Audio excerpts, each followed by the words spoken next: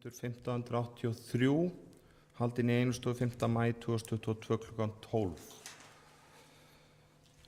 Þessi fundur í beinni upptöku eins og venjulega og upptaka verður svo aðgengilega til áhorfs á fundur loknum, þannig að ég segi þá fund settan. Ég vek athygli á lengri ræðutíma samkvæmt bæjarmálasamþykktinni þegar við fjöllum ársreikninginn, en annars eru 10 mál á dagskrá í dag. Það almenn erindi. Fyrsta mál ársreikningur Vestmannaeyjabæjar fyrir árið 2021, seinni umræða. Annað dagskrármál umhverfisstefna Vestmannaeyjar. Þriðja mál atvinnumál. Fjórða mál kosning í ráðnefndir og stjórnir samkvæmt 42. grein bæjarmálasamþykktar Vestmannaeyjabæjar. Og svo eru fundargerðir til staðfestingar. Það 5. dagskrármál umhverfis- og skipulagsráð, fundur 363. Það liðir 1-7 sem liggja fyrir til upplýsinga. Það 7. dagskrárliður, það fjölskyldu- og tómstundaráð, fundur 277, liðir 1-6 sem liggja fyrir til upplýsinga. Og 7. dagskrárliður sem framkvæmda hafnar á Vestmannaeyja, fundur 274. Það liður 1, ársreikningur Vestmannaeyjahafnar 2021 sem liggur fyrir til umræðu í bæjarstjórn. Liðir 2-4 liggja fyrir til upplýsinga. 8. dagskrárliður bæjarráð Vestmannaeyja, fundur 3173. Annar liður liggur fyrir til umræðu það umræðu samgöngumál. Liðir 1 og 3-5 liggja fyrir til upplýsinga. 9. dagskrárliður umhverfis- og skipulagsráð Vestmannaeyja 364 og það liður 8 umhverfisstefna Vestmannaeyjabæjar sem verður tekin fyrir undir öðrum dagskrárlið fundarins. Aðrir liðir liggja fyrir til upplýsinga 1-7. 10. dagskrárliður svo fræðslur á Vestmannaeyja, fundur 358 og liðir 1-4 liggja fyrir til upplýsinga. Þannig lítið dagskráin út.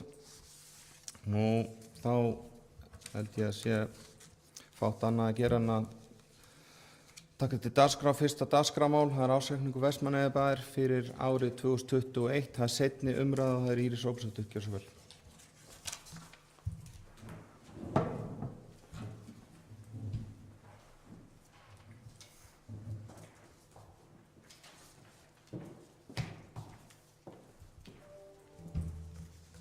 Forseti,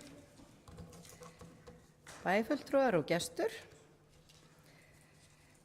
Ársreikningur Vestmannaeyjabæjar fyrir árið 2021 hefur verið endurskoðaður og hér með lagður fram við seinni umræðu í bæjarstjórn Vestmannaeyja.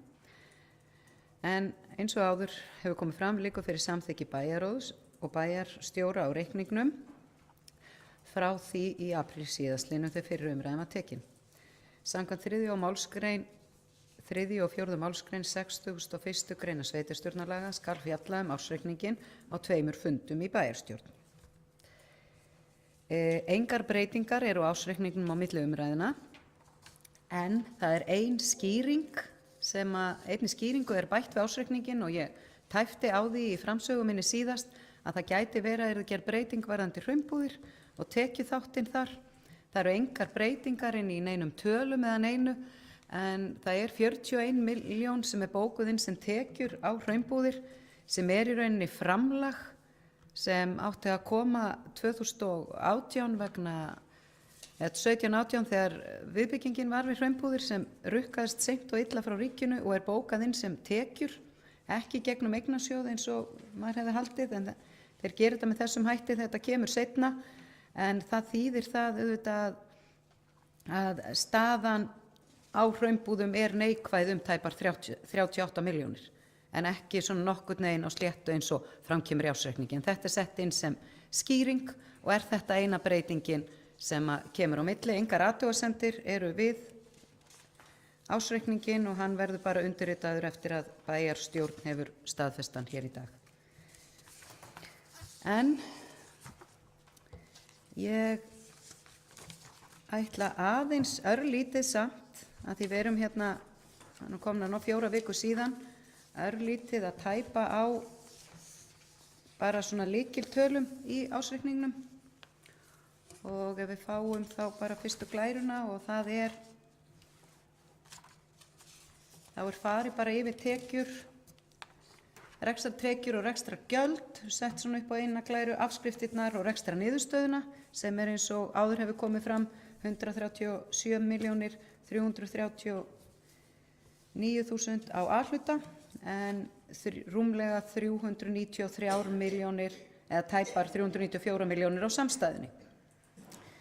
Fasta fjármunirnir og veltufjármunir eignir samtals eru upp á rúma 13 milljarða hjá A-hlutanum en 15,8 hjá samstæðunni. Eigið fé, skuldbindingar, langtímaskuldir og skammtímaskuldir eða eigið fé og skuldir samtals eru upp á 13 milljarða rúmlega og tæpa 16 milljarða hjá samstæðunni. Skuldaviðmiðið er 13,1% hjá A-hluta og 14,3% hjá B-hluta. En það er við hæfi svona í lok kjörtímabils að setja aðeins upp svona hvernig rekstratekjur samstæðunnar hafa þróast og þær hafa þróast úr því að vera úr rúmir 5 milljarðar eins og hér segir upp í rúmlega 7 en auðvitað spilar Herjólfur inn í sérstaklega núna síðasta ár 2021. En þær eru fara hækkandi, svo fram kemur hérna. Og ef við kíkjum aðeins á langtímaskuldirnar eins og margoft hefur komið fram þá stendur Vestmannaeyjabær mjög vel gagnvart langtímaskuldum.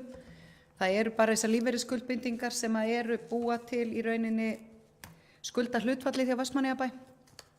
En langtímaskuldir samstæðunnar hafa farið lækkandi á tímabilinu úr rúmlega 300 milljónum í rúmlega 200 sem bara vel og það lítur bara vel út og eins og við komum fram áður að þá eru bara 2 ár í það að A-hlutin verður skuldlaus.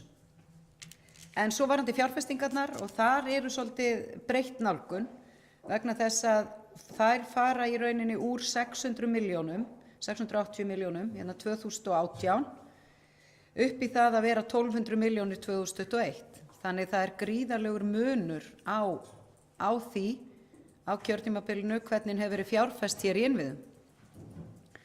Og meðal annars inn í þessum síðustu 2 árum er auðvitað þung áhersla á þjónustukjarnan fyrir fatlaða og svo að sjálfsögðu slökkvistöðina og einnig klefar ásamt hluta núna síðustu 2 ár kemur inn á Ráðhúsið en það er ofboðslegur munur á fjárfestingunni sem sveitarfélagið er búið að fara í. Og ef við skoðum aðeins fasta fjármuni og handbært fé í milljónum króna þá er ágætt að skoða það í aðeins stærra samhengi. Þannig ef við tökum síðasta kjörtímabil og þetta kjörtímabil líka þá hafa fasta fjármunirnir verið að fara úr rúmum eða tæpum 8 milljörðum, 7.600 milljónum 2014. Þar sjáið þið að þá er búið að taka rúman milljarð. Það var búið að taka milljarð til að kaupa tilbaka fasteignirnar. Þannig að handbæra féð er 2 milljarðar hérna og fasta fjármunirnir rúmar 7. Það tæpar 8 milljarðar frekar og svo fer þetta stigvaxandi og það sést bara að við byrjum í 7,6 milljörðum en núna 8 árum seinna eru fasta fjármunir sveitarfélagsins orðið 12,5 milljarðar. Og á þessu tímabili 2020 og 2021 þá hefur verið notaðir 1100 milljarðar úr sjóðum sveitarfélagsins til þess að kaupa og borga framkvæmdir. En á móti kemur að sveitarfélagir að sjálfsögðu í engum lántökum frekar en önnur sveitarfélög. Þannig að fjármunirnir eru færðir úr þessum sjóði og notaðir til þess að byggja hér upp innviði en að sjálfsögðu ekki að fara í rekstur. Ef við förum svo í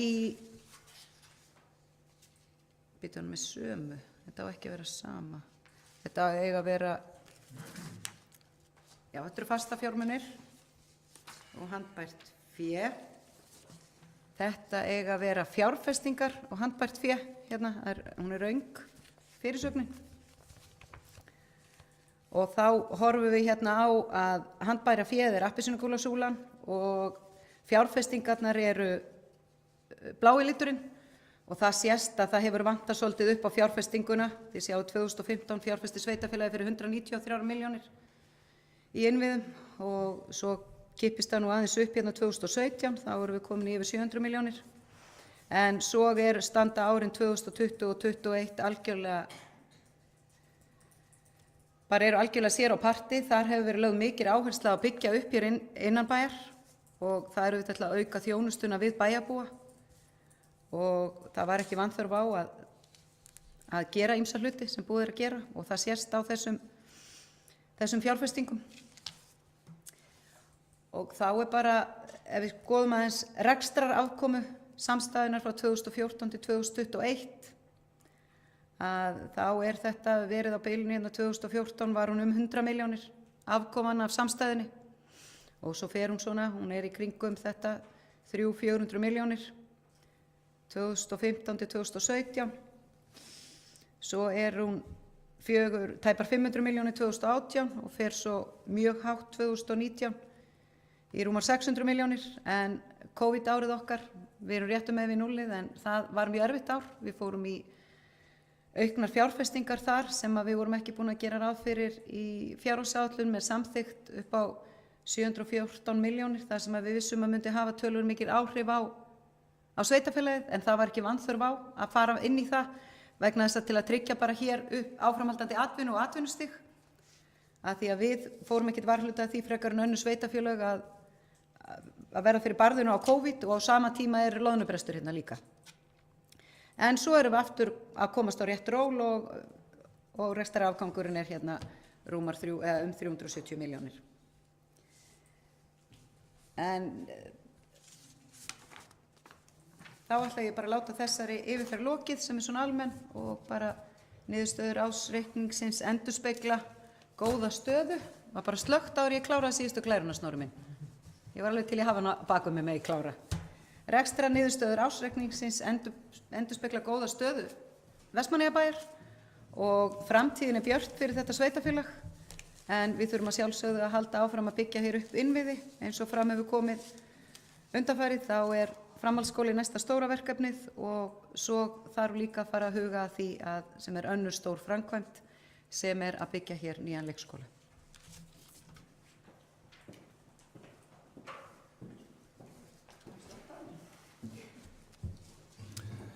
Já, ég þakka Írisi Róbertsdóttur fyrir.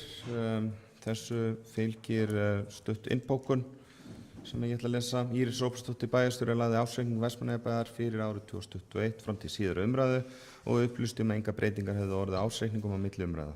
Eina breytingin sem gerð var á ársreikningum milli umræða snýr að viðbót við skýringum afkomu hjúkrunarheimilisins frambúða, en sú skýring hefur engin áhrif á tölur í ársreikningum. Rekstrarniðurstaða aðalsjóðs Vestmannaeyjabæjar var jákvæð rúmar 137 milljónir króna og rúmum 110 milljónir króna meira fjárhagsáætlun gerði ráð fyrir. Rekstrarniðurstaða samstæðureiknings var jákvæð tæpar 394 milljónir sem tæpum 365 milljón krónum hærri afkomu en áætlun gerði ráð fyrir. Nú orðið laust undir þessu fyrsta dagskrárlið. Þeir bæjarfulltrúar sem vilja taka til máls, gefa mér merki það. Það Hildur Sólveig Sigurðardóttir, ekki svo vel.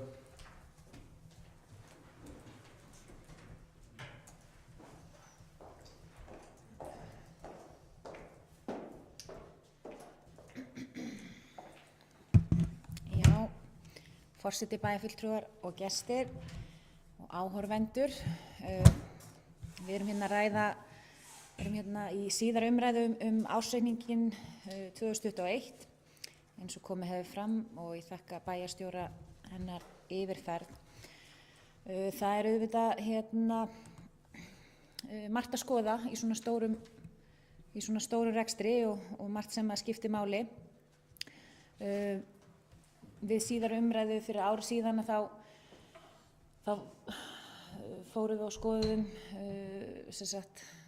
kennitöluna veltufé frá rekstri sem hlutfall af tekjum, sérstaklega hjá sveitasjóði og það kennitala sem hefur verið og reynst vel til dæmis til samanburðar bæði gagnvart sveitarfélögum og bara milli ára, en í rauninni þannig að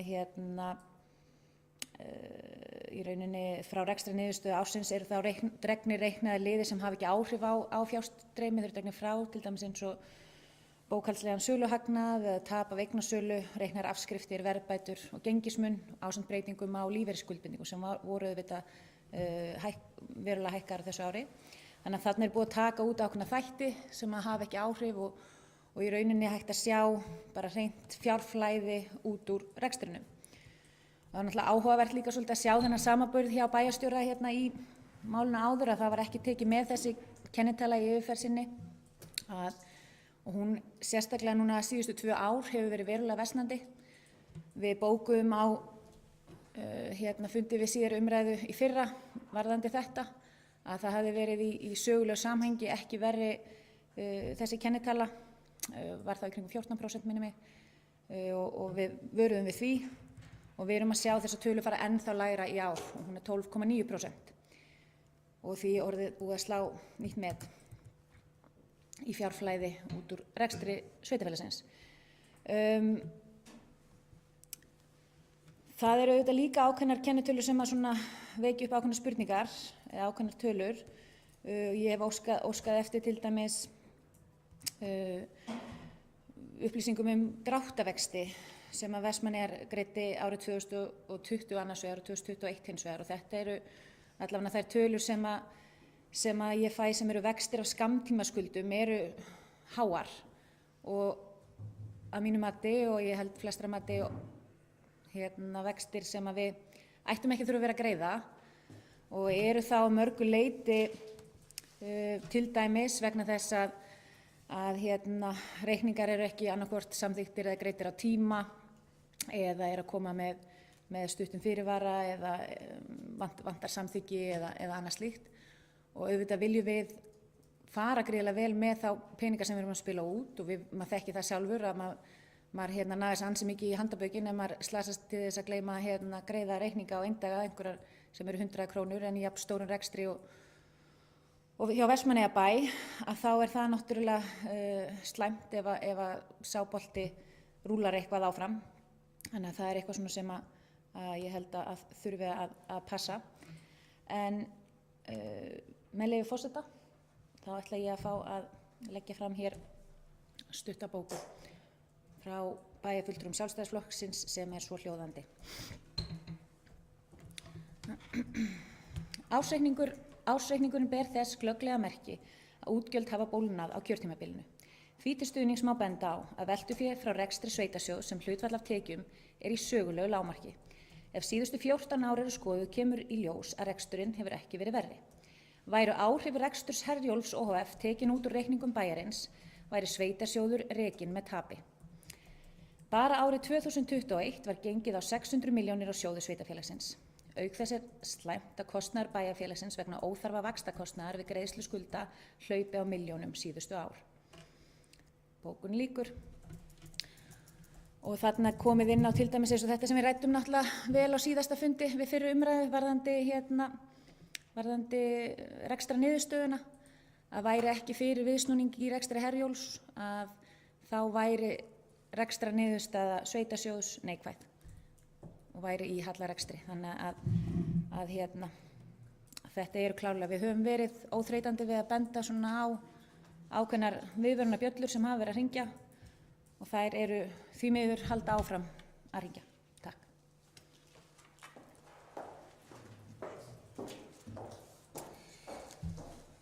Já, takk fyrir Hildur Sólveig Sigurðardóttir. Vilja fleiri bæjarfulltrúar taka til máls?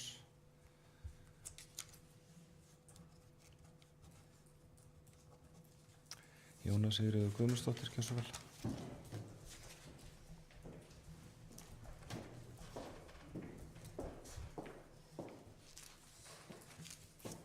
Forseti, bæjarfulltrúar og gestir. Hér er enn eitt árið á þessu kjörtímabili verið að skila góðum ársreikningi og ég er mjög stolt af því að eiga þátt í því hvað vel hefur gengið á kjörtímabilinu og það þrátt fyrir heimsfaraldur og loðnubrest sem þarf að minna reglulega á.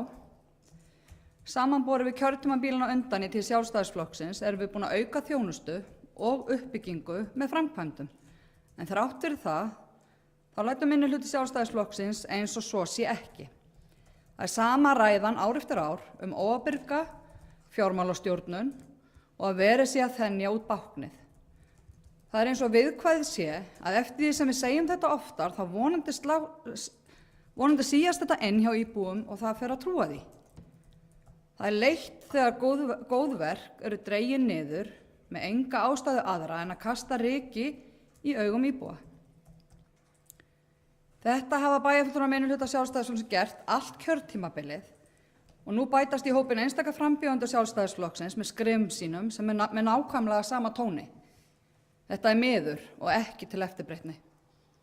Ég ætla að vona að bæjarbúum gefist sú gæfa að nýju fulltrúar Sjálfstæðisflokksins geti komið fram og sagt þegar gott og farið sér rétt með staðreyndir.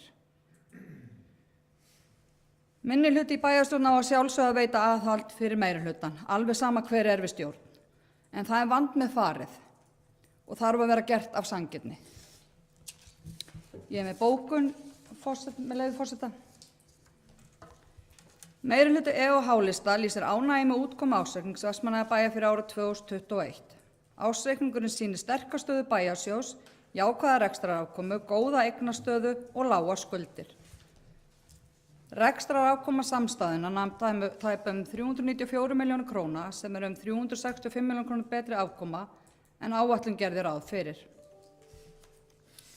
Rekstrarafkoma aðalsjóðs nam 137 milljónir króna sem er 110 milljónir króna meiri en gert var ráð fyrir í fjárhagsáætlun 2021.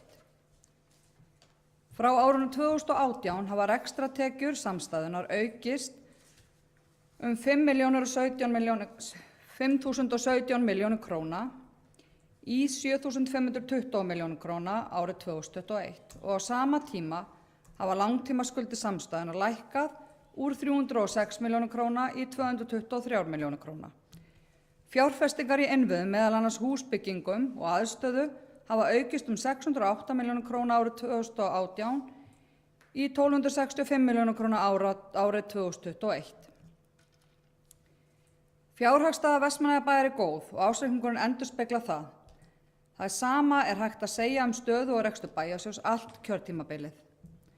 Vestmannaeyjabæjar hefur staðið í umfangsmiklu framkvæmdum til að bæta þjónustu og innviði bæjarins, en jafnframt til að skapa störf yfir þann tíma áskoranir voru í atvinnuhorfum.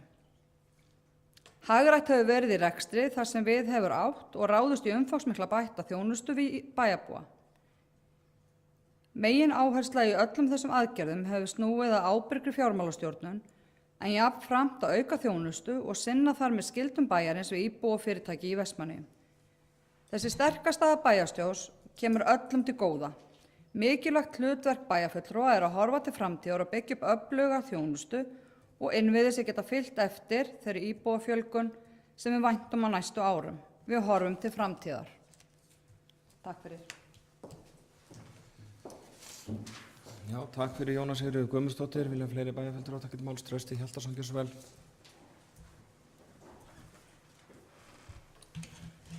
Forseti, bæjarfulltrúar, gestir. Aðeins fá að bregðast við þessu. Bæjarfulltrúar Sjálfstæðisflokksins eru svo sannarlega ekki að kasta ryki í augu bæjarbúa með því að benda á staðreyndir, taka þátt í málefnalegri umræðu, skrifa greinar og fjalla reksturinn, lýsa yfir áhyggjum yfir hlutum sem þeir hafa áhyggjur af. Mér finnst það ekki vera sanngjarnt að tala á þessum nótum. Mér finnst stundum eins og bæjarfulltrúar H og E-lista heyri ekki þegar við erum að tala það sem vel er gert og til þess að nefna eitthvað sem er vel gert, segja það þá aftur, að þá er ég ánægður með hvernig núverandi bæjarstjórn og þá undir forystu meirihlutans hefur verið að gera mjög fína hluti í menntamálum og mér finnst við vera búin að undanfarin ár, get bara allan að þennan tíma sem ég hef verið í að vasast í þessu, þá hefur mér fundist við vera sífellt að bæta okkur í menntamálum og ég vona að við höldum áfram á þeirri braut. Það er mikilvægt og vissulega er bara mjög margt vel gert og í Vestmannaeyjum er veitt ein besta þjónusta fyrir fjölskyldufólk á landinu. Ég bara fullyrði það og við erum að gera vel en við verðum að gefa öllum í bæjarstjórn hvort sem er meira eða minnihluta svigrúm til þess að gagnrýna og benda á hluti með staðreyndum og málefnalegum hætti. Auðvitað sjáum við stundum hlutina kannski öðruvísi og finnst staðreyndir stundum kannski vera ósanngjarnar eða að vera óþarfi að ræða þar, getur líka stundum verið óþægilegt og Þannig að við höfum alls ekki verið að gera þetta til þess að kasta ríki í augum fólks eða vera eitthvað að reyna að afvegaleiða umræðuna. Og ég er eiginlega ánægður og fyllist stolti þegar bæjarfulltrúi Jónas Sigurður talar að við séum enn eina ferðina að reyna að tala hlutina aftur og það þýðir bara að við erum búin að vera að sinna okkar hlutverki sem minnihluti vegna þess að það okkar hlutverk að vera að taka upp hlutina og ræða þá en auðvitað þurfum við að geta sanngirni og reyna að vera málefnaleg og ég tel okkur hafa verið að gera það.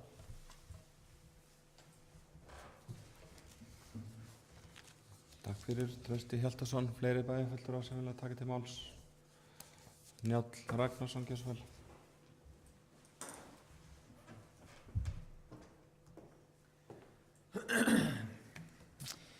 Forseti, ég held að sé nú búið að segja það sem að þarf að segja í þessari umræðu þennan ársreikning. Við fórum vel yfir þetta síðast og ég þakka bæjarstjóra fyrir yfirferðina á reikningnum og ítreka þakkir mína frá því síðasta fundi til endurskoðanda starfsfólks sveitarfélagsins og annarra sem að komu að þessari vinnu. Og það horfandi á þennan ársreikning að þá lítur hann fyrir mér afskaplega vel út. Ég held að við getum öll verið stolt af því að staða bæjarsjóðs og sveitarfélagsins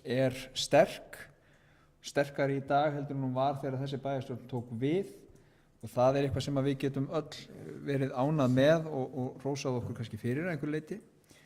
Ég vil líka nefna það að í COVID fárinu sem að hér geisaði þá voru blikur á lofti í atvinnumálum og sveitarfélagið ákvað að fara í 714 milljóna króna innspýtingu til atvinnulífsins, hraða framkvæmdum og annað. Þrátt fyrir þetta höfum við alltaf verið með samstæðuna jákvæða og það bara lofa ég mér að segja ákveðið afrek að hafa náð því. Við höfum sömuleiðis undanfarin 4 ár fjárfest í innviðum samfélagsins, reist hér slökkvistöð og svo framvegis og eru núna að hefja framkvæmdir vonandi bara sem fyrst á nýjum Hamarsskóla sem fyrir lifandis löngu orðin þörf framkvæmd. Báknið ekki að þenjast út hjá Vestmannaeyjabæ eins og svo oft talað í umræðu peningamál bæði ríkis og sveitarfélaga og ég fór nú yfir það síðast á síðasta fundi að hlutfall launakostnaðar af tekjum sem mikið áhyggjuefni hjá mörgum sveitarfélögum að það lægra hlutfallslega hjá okkur heldur en hjá þeim sveitarfélögum sem við berum okkur oft saman við.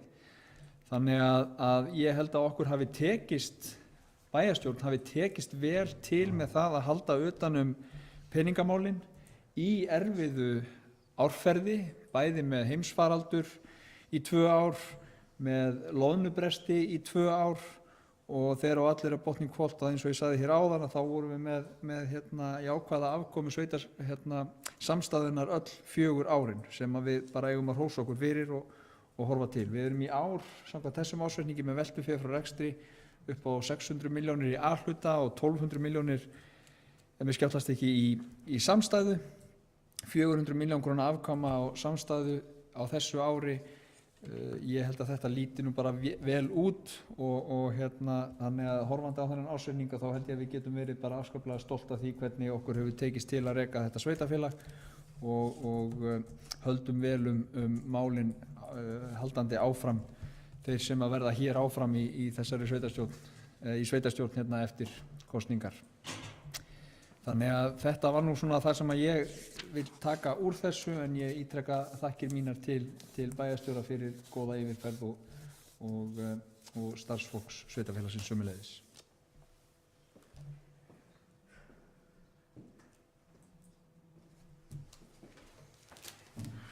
Já, takk fyrir Njáll Ragnarsson. Vilja fleiri taka til máls undir þessu dagskrárlið? Það enginn sem gefur mig merki. Ég ætla þá fá að nýta tækifæri með leyfi varaforseta að segja hér nokkur orð. Ég var ekki á síðasta fundi þegar við fjölluðum ársreikninginn og vil þakka bæjarstjóra og starfsmönnum sem hafa komið að vinnu ársreiknings fyrir. Þetta náttúrulega hellingsvinna og alltaf kapphlaup við tíma.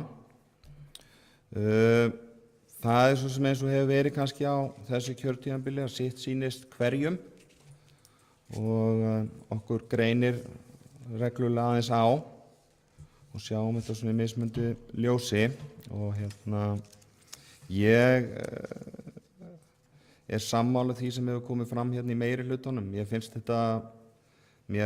þetta hafa gengið vel og er nokkuð stoltur af því sem að búið er að gera.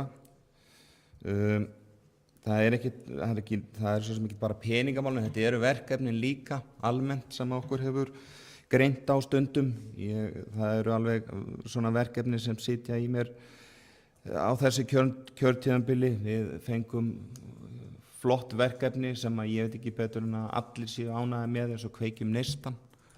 Þar greindu okkur svolítið á hvernig þetta ætti að fara, en ég held að í dag sé allir sammála að þetta hafi verið frábært og bara sé á góðri leið, og ég er bara gríðarlega spenntur. Allavega þessar vísbendingar sem ég fengið að sjá bara koma vel út, og ég held að þetta sé bara mikið framfaraskref í menntamálunum, og ég held að þetta sé alveg hárrétt sem bæjarfulltrúi Trausti Hjaltason sagði. Við erum búin að stíga fullt og flottum skrefum í menntamálum og ég held að það bara verið komin tími til að gera mjög vel í því. Okkur er tíðrætt í þessu samhengi að fjölga ungu fólki í Vestmannaeyjum, og við þurfum sannarlega að hlúa vel að þessum málum, og þetta spilar allt inn í leikskólamál og grunnskólinn og fleira, og svo framhaldsskólinn. Og þá náttúrulega vil ég nefna til dæmis að í dag erum við með, held ég bara ansi sanngjörn leikskólagjöld með þessi 15 sveitarfélög sem við berum okkur saman við, og eru svona á þeim stað sem að ég vildi allavega svona stefna á þegar ég tók hér sæti í bæjarstjórn. Þannig að við erum svona að vinna fullt af hlutum, og auðvitað hefði ég kosið kannski að viðbygging Hamarsskóla væri komið lengra til dæmis, en okkur hefur nú líka greint það að það sé stundum verið að tefja málið og annað slíkt. En það er líka búið að vera kjörtímabil á undan þessu kjörtímabili, þannig að það er búið að vera fullt af tækifærum til þess að hefja þessi verkefni fyrr, og svona samkvæmt tölunum allavega sem við getum skoðað að þá alveg svigrúm í það líka. En því miður hefur það verkefni tafist, og eins og segi, ég hefði kosið að það væri komið lengra, en sannarlega mun það, og ég treysti öllum þeim sem að taka sér störf hér í bæjarstjórn næsta, eða vera kosnir til starfa í bæjarstjórn á næsta tímabili til þess að leiða það verkefni til lykta og klára það. En það má náttúrulega ekki gleyma því, og kannski sanngirni verður náttúrulega vera haft svolítið að leiðarljós í því að við erum náttúrulega búin að fara í gegnum tímabili þar sem loðnubrestur, og við erum líka búin að fara í gegnum þennan, eins og við köllum þetta, heimsfaraldur í dag, og þetta var bara ekkert grín. Þetta er bara fullt að auka útgjöldum og mikið álag á starfsfólk, aukin launakostnaður. Nú undir það síðasta var skólastjóri fann að hringja út í foreldra til þess að hringja fólki í einhverja sóttkví og einangrun. Þannig þetta er náttúrulega algjörlega galið eins og þetta var orðið undir lokin. Þannig sannarlega er þetta kannski skringilegt tímabil sem við erum búin að fara í gegnum, þetta kjörtímabil allavega hluta til. En ég held við getum og eigum öll að vera stolt og beini baki yfir því að það hafi gengið vel, og það var sannarlega, ég hef svo sem ekki haft tök á því að skoða ársreikninga annarra sveitarfélaga þetta árið, en eins og í fyrra þá var þetta svolítið svipað stef, og það er kannski bara, það er náttúrulega bara ákvörðun hvers og eins, og eins og Trausti Hjaltason kemur inn á, að veita aðhald. Það er það spurning í hvaða formi það er og hvernig bæjarfulltrúar vilja gera það. En þá voru sveitarfélög sem voru að skila í tapi afkomu út af COVID meðal annars. Þannig ég allavega er ánægður með þetta, og mér finnst þetta búið að vera ganga vel, þó þetta hafi verið mjög krefjandi þetta kjörtímabil, og vona bara að það verði áfram. Bæjarfulltrúum gefi gæfa til það að leiða fullt af verkefnum áfram, og kannski svona rétt að nefna það líka, ég meina við erum sammála eins og með ljósleiðaravæðinguna.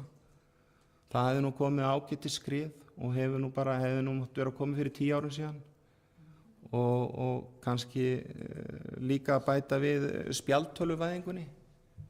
að nú er bara orðið tæki hérna á alla nemendur í skólanum sem var ekki fyrir þetta kjörtímabil og þetta er bara tæki sem er bara orðið gríðarlega mikilvægt. Það er þetta og hérna það er búið að koma upp svokallum öppum eða forritum þar sem nemendur geta svona leitt áfram eftir getu og þetta er að nýtast bara á gríðarlegan hátt og við höfum bara verið heppin með flottan verkefnastjóra sem hefur verið að leiða þetta verkefni á samt mörgu öðru flottu starfsfólki í skólunum. Þannig að hérna, mér finnst þetta kannski það sem mér svona stendur uppi og efst í huga.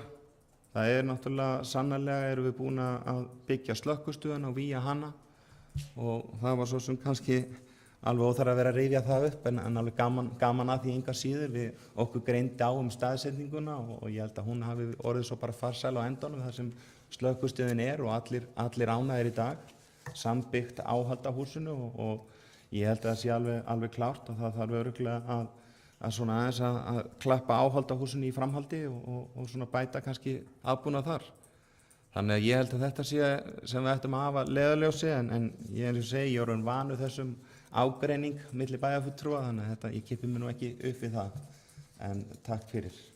Íris Róbersdóttir, gjörðu svo vel.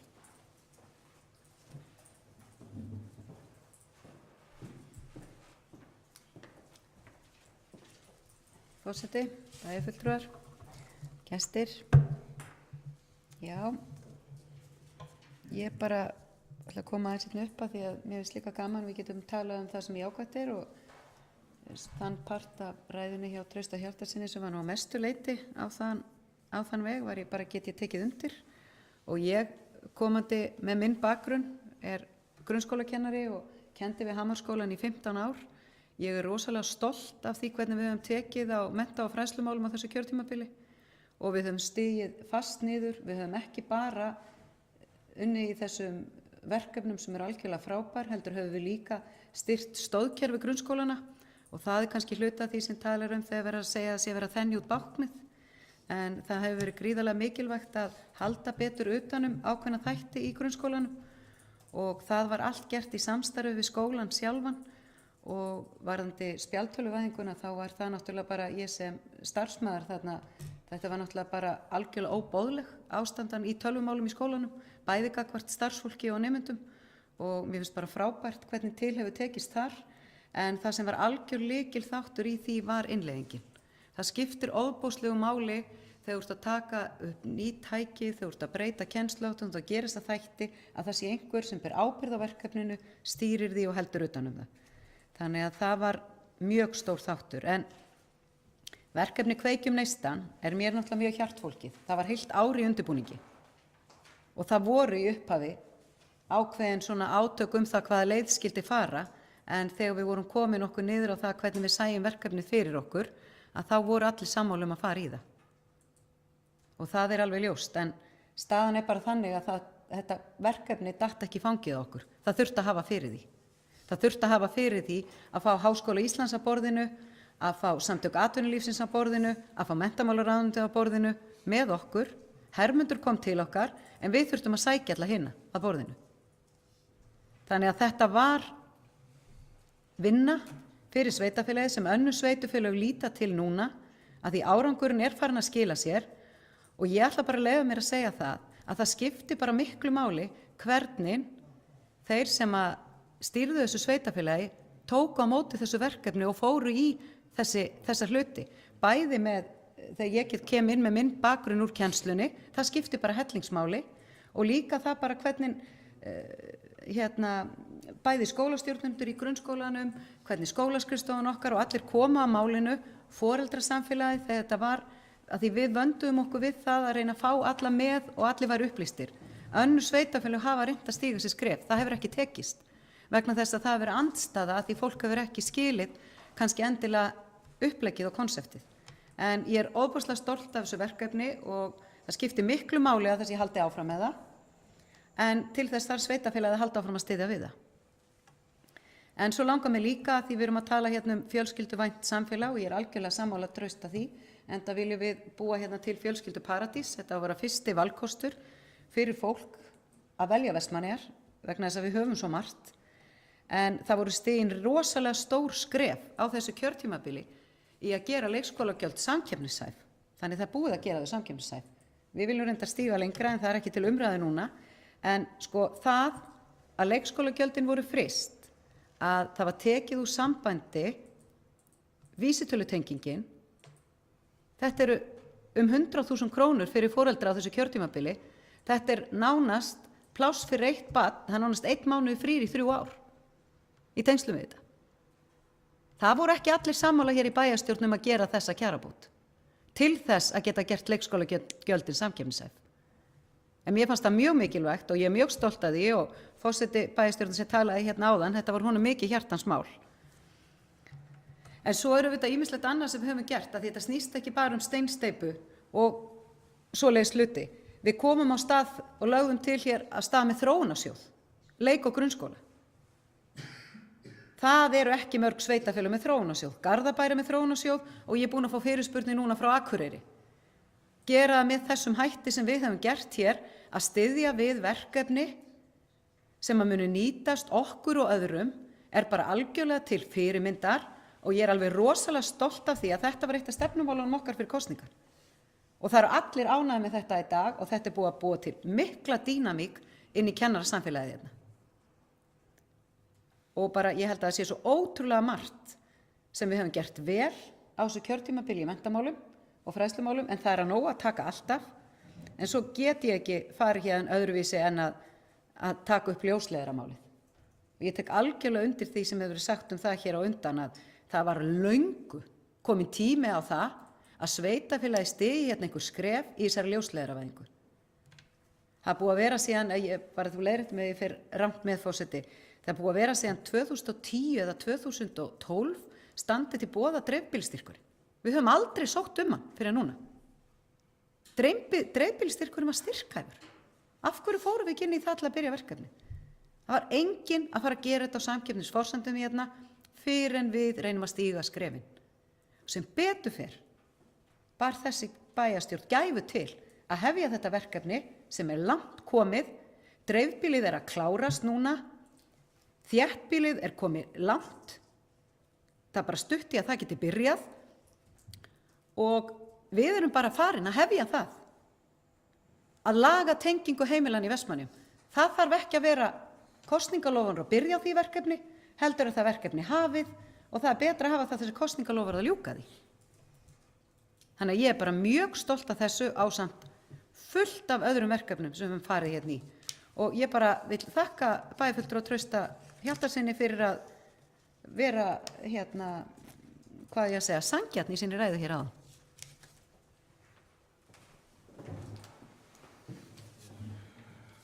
Já, takk fyrir Íris Róbertsdóttir. Skulum hleypa Írisi í bókunina, ekki svo vel. Ég beist afsakið, forseti, mér var svo mikið í mun að vera með áherslur hérna í lokin að bókunin glemdist sem ég kom nú líka upp til að lesa. Ég ætla að fá að lesa hann upp með leyfi forseta. Bæjarfulltrúar Hálista ítreka bókun frá síðasta fundi bæjarstjórnar í umræðu ársreikning. Umræða ráðstöfun fjármagns úr verðbréfasjóðum bæjarins er villandi og röng ef ekki fylgja upplýsingar hvert það fjármagn rennur. Þegar verið er að innleysa fjármagn úr sjóðum bæjarins er það gert til þess að kosta framkvæmdir á vegum bæjarins. Framkvæmdir eru annars vegar fjármagnaðar með rekstrarafkomu, það er afgangi á rekstrinum, eða úr verðbréfasjóðum bæjarins. Með því er ekki verið að eyða peningum bæjarins, heldur fjárfesta í eignum. Rétt eins og þegar einstaklingar nota peninga af bankabók til að kaupa íbúð. Vissulega er búið að innleysa peningana af bankabókinni, en það er gert til þess að fjárfesta í íbúðinni. Bókun lýkur.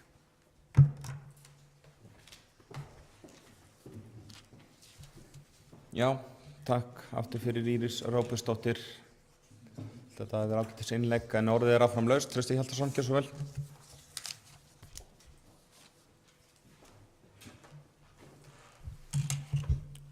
Forseti, bæjarfulltrúar, gestir.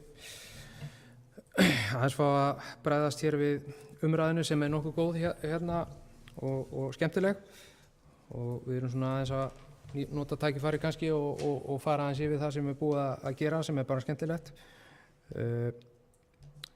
Varðandi varðandi þessa umræðu að við séum sífellt að hamra á því að það sé verið að þenja út báknið, þá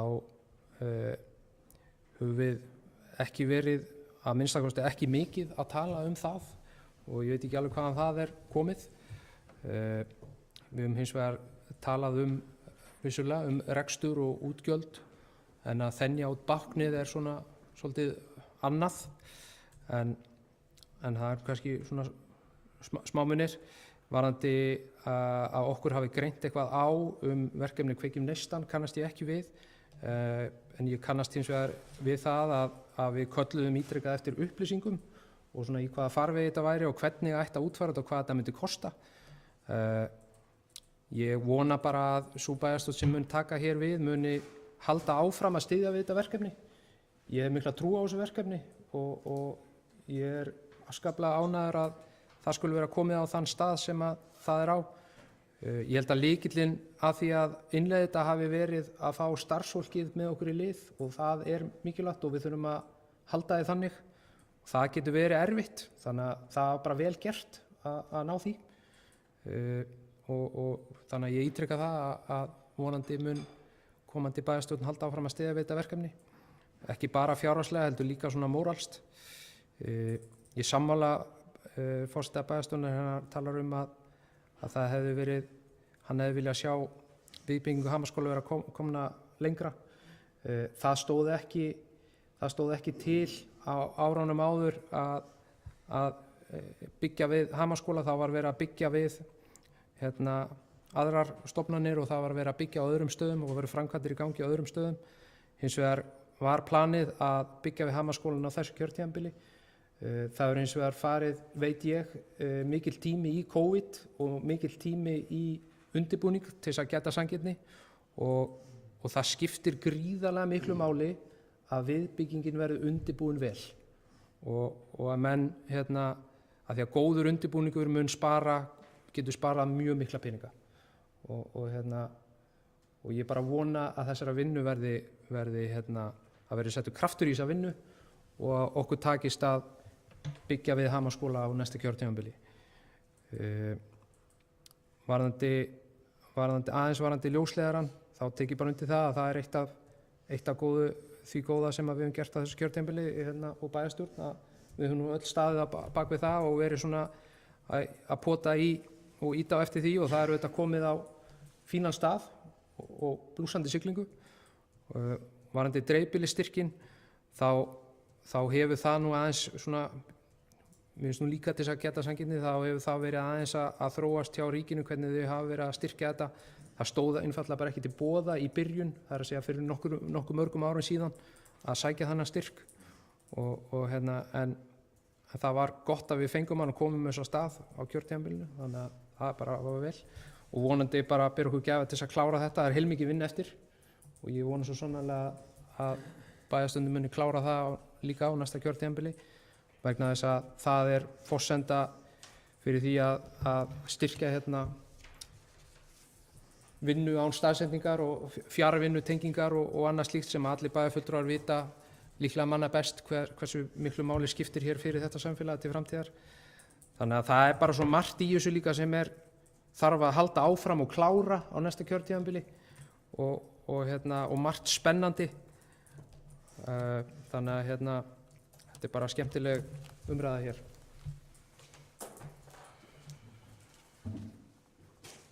Takk fyrir Trausti Hjaltason. Orðið er áfram laust undir fyrsta dagskrárlið. Hildur Sólveig Sigurðardóttir, gjörðu svo vel.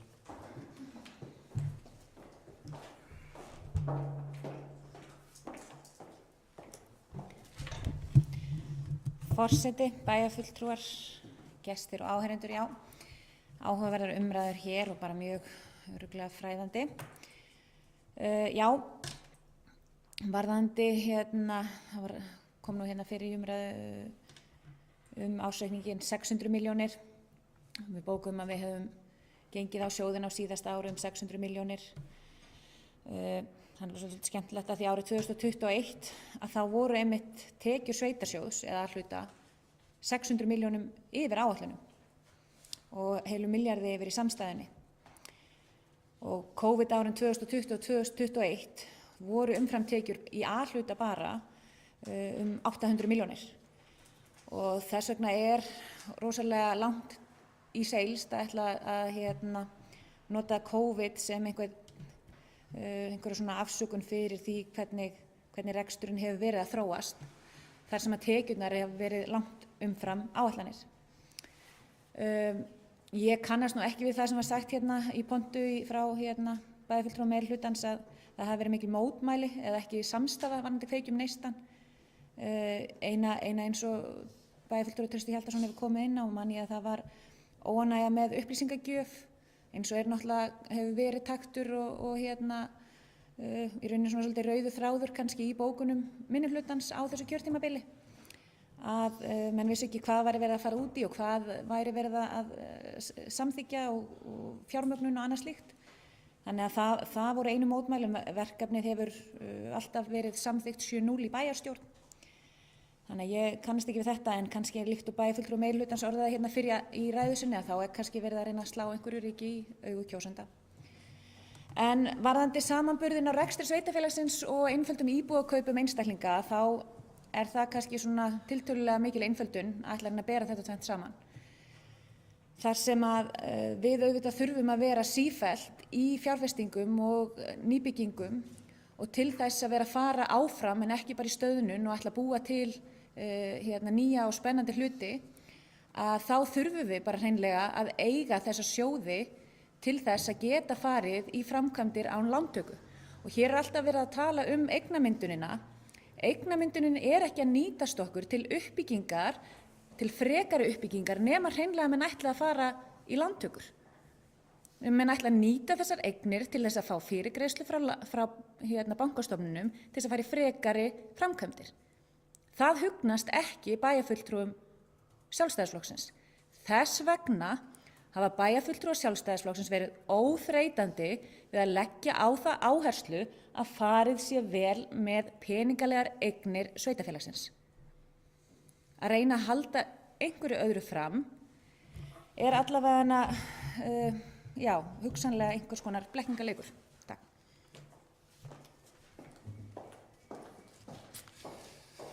Já, takk fyrir Hildur Sólveig Sigurðardóttir. Vilja fleiri bæjarfulltrúar taka til máls undir þessum dagskrárlið? Helga Kristín Kolbeins, gjörðu svo vel.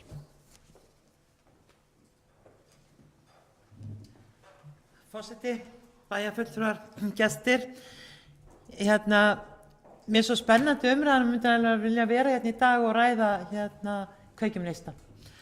Frábært verkefni sem hefur tekist gífurlega vel og líka þetta að virkja starfsmennina. Vissulega er það búið að kosta fjármuni, en þeim er vel varið og við höfum eftir að fá margfalt tilbaka. Ég vildi bara koma því að hvað við búum í góðum bæ, og þó að við séum ekki sammála allt, að þá erum við öll sammála það að bærinn okkar, það er hvergi betra að búa, og við getum verið mjög stolt af hvernig við búum að unga fólkinu okkar, börnunum okkar sem koma til með að búa vonandi áfram. Takk. Já, takk fyrir Helga Kristín Kolbeins. Orðið er áfram laust. Ef bæjarfulltrúar vilja taka til máls. Þetta er áhugavert allt saman og hægt að rifja upp margt annað sem búið er að gera vel. En við ætlum nú að reyna að klára hann að fundi einhvern tímann allavega. Þannig að ég held að sé ágætt að við höldum dagskránni þá áfram ef að það er búið svona tæma mælendaskránna þessi sinni. Þannig að ég ætla að fara yfir niðurstöður úr ársreikningi Vestmannaeyjabæjar og stofnana hans fyrir árið 2021 og svo í framhaldi greiðum við atkvæði það. Það er ársreikningur sjóða í A-hluta 2021. Það er afkoma fyrir fjármagnsliði sem er neikvæð 48.531.000. Rekstrarafkoma ársins, hún er jákvæð 137.339.000. Niðurstaða efnahagsreiknings er 13.211.349.000 og eigið fé er 7.336.256.000. Þá er það samstaða Vestmannaeyjabæjar, afkoma fyrir fjármagnsliði, hún er jákvæð 404.764.000, rekstrarafkoma ársins er jákvæð 393.773.000, niðurstaða efnahagsreiknings það er 15.820.680.000 og eigið fé er 9.843.795.000. Þá er ársreikningur Hafnarsjóðs Vestmannaeyja 2021, það er afkoma fyrir fjármagnsliðið, það er 65.335.000, afkoma ársins er 79.091.000, niðurstaða efnahagsreiknings er 2.256.496.000. Eigið fé er 2.023.427.000. Þá er komið ársreikning félagslegra íbúða fyrir árið 2021, það er afkoma fyrir fjármagnsliðið, það er 40.915.000, rekstrarafkoma ársins er 28.863.000. Niðurstaða efnahagsreiknings er 908.139.000. Eigið fé er neikvætt 50.568.000. Það er ársreikningur Fráveitu Vestmannaeyja fyrir 2021, það er afkoma fyrir fjármagnsliðið 47.527.000, rekstrarafkoma ársins er 27.143.000 og niðurstaða efnahagsreikningsins er 687.447.000. Eigið fé er 369.254.000. Þá er ársreikningur Dvalarheimilisins Hraunbúða fyrir árið 2021, það er afkoma fyrir fjármagnsliðið 4.959.000, rekstrarafkoma ársins er 3.129.000 og niðurstaða efnahagsreiknings er 32.936.000. Eigið fé er 32.936.000. Ársreikningur Vatnsveitu fyrir árið 2021, afkoma fyrir fjármagnsliðið er 0, rekstrarafkoma ársins er 0, niðurstaða efnahagsreiknings er 352 milljónir sléttar og eigið fé er 0.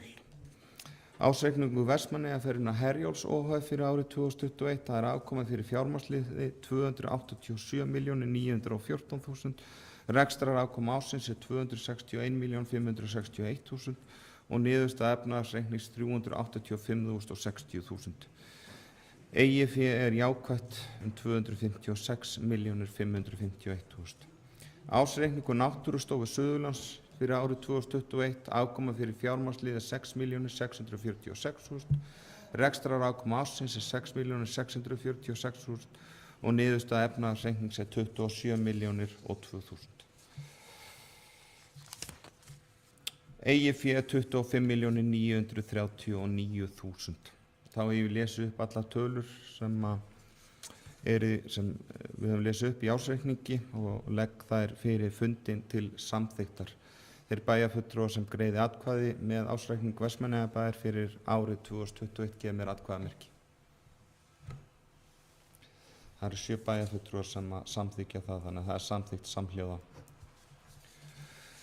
Þá er það annar dagskrárliður sem er umhverfisstefna Vestmannaeyjabæjar. Það er Jóna Sigríður Guðmundsdóttir, gjörðu svo vel.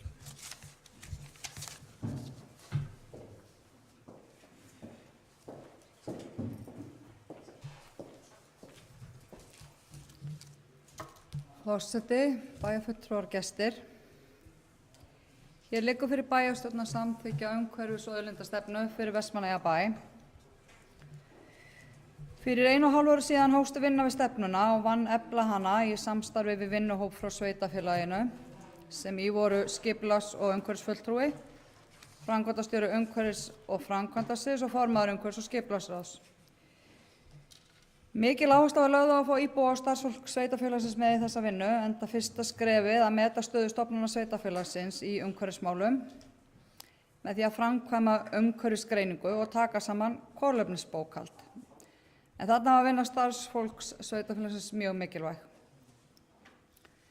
Niðurstöðurnar á umhverfisgreiningunum voru kynntar fyrir umhverfis- og skipulagsráði og bæjarstjórn og í lok síðasta árs var haldinn íbúafundur þar sem þær voru einnig kynntar en fundurinn átti að vera í upphafi síðasta árs en frestaðist vegna COVID.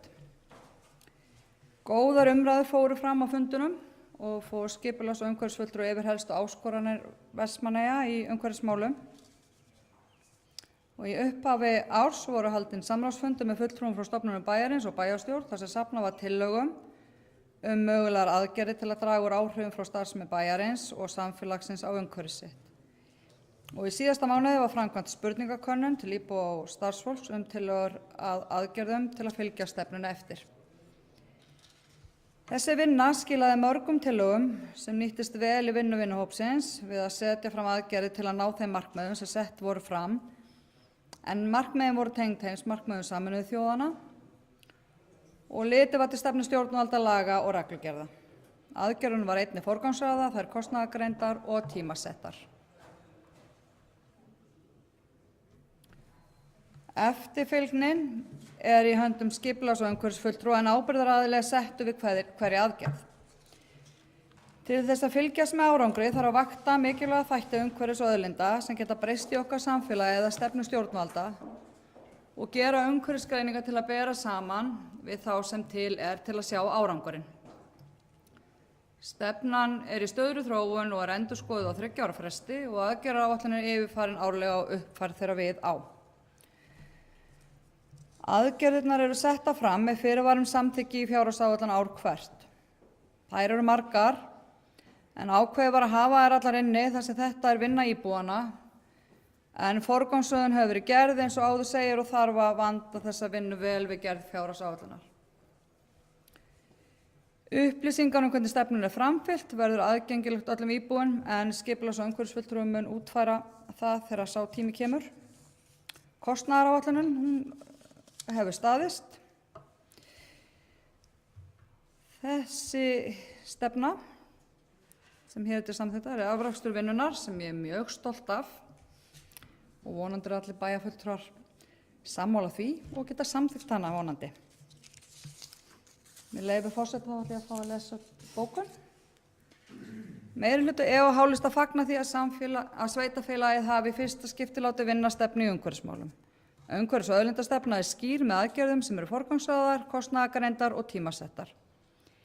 Í þeirri vinnu sem að baki var mikilvægt að fá sjónarmið íbúa sveitarfélagsins þar sem umhverfismál koma öllum við og snerta á flestum málaflokkum. Takk fyrir.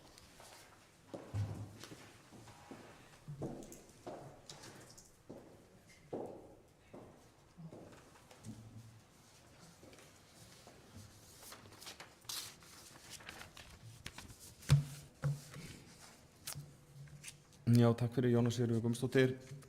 Þessu fylgir smá innbókun sem ég ætla að lesa. Jóna Sigríður Guðmundsdóttir bæjarfulltrúi og formaður umhverfis- og skipulagsráðs gerir grein fyrir umhverfis- og auðlindastefnu Vestmannaeyjabæjar og aðgerðaáætlun.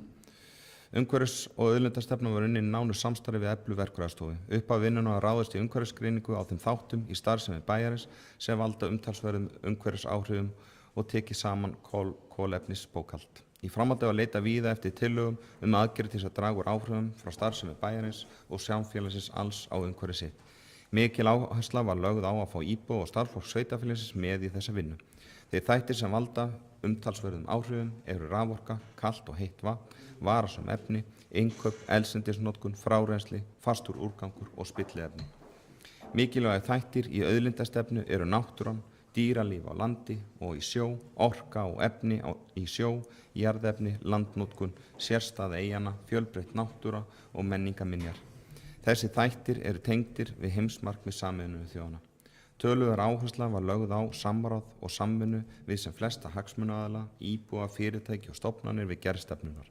Haldinn var íbúafundur, samráðsfundur með fulltrúum stofnana bæjarins og bæjarstjórn og lögð var spurningakönnun fyrir íbúa Vestmannaeyjar þar sem fram komu margar tillögur að aðgerðum. Aðgerðirnar settu fram með fyrirhuguðum samþykki í fjárhagsáætlun ár hvert. Drög að umhverfis- og auðlindastefnu voru lögð fyrir umhverfis- og skipulagsráð þann 20. apríl síðastliðinn þar sem ákveðið var að vísa stefnunni til bæjarstjórnar þegar aðgerðaáætlun lægi fyrir. Nú liggja þær aðgerðir fyrir sem flestar eru skilgreindar í samráði við starfsfólk, bæjarstjórn og íbúa bæjarins. Stefnan verður í stöðugri þróun og endurskoðun á 3 ára fresti. Aðgerðaáætlun verður yfirfarin árlega í tengslum við fjárhagsáætlunargerð. Þannig lýkur þessari innbókun og orðið er laust undir þessum öðrum dagskrárlið. Trausti Hjaltason, gjörðu svo vel.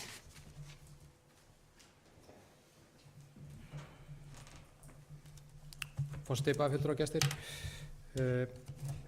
Vil byrja á því að þakka formanni fagráðsins kærlega fyrir hennar vinnu. Ég veit að það er búið að fara mikil vinna í þetta.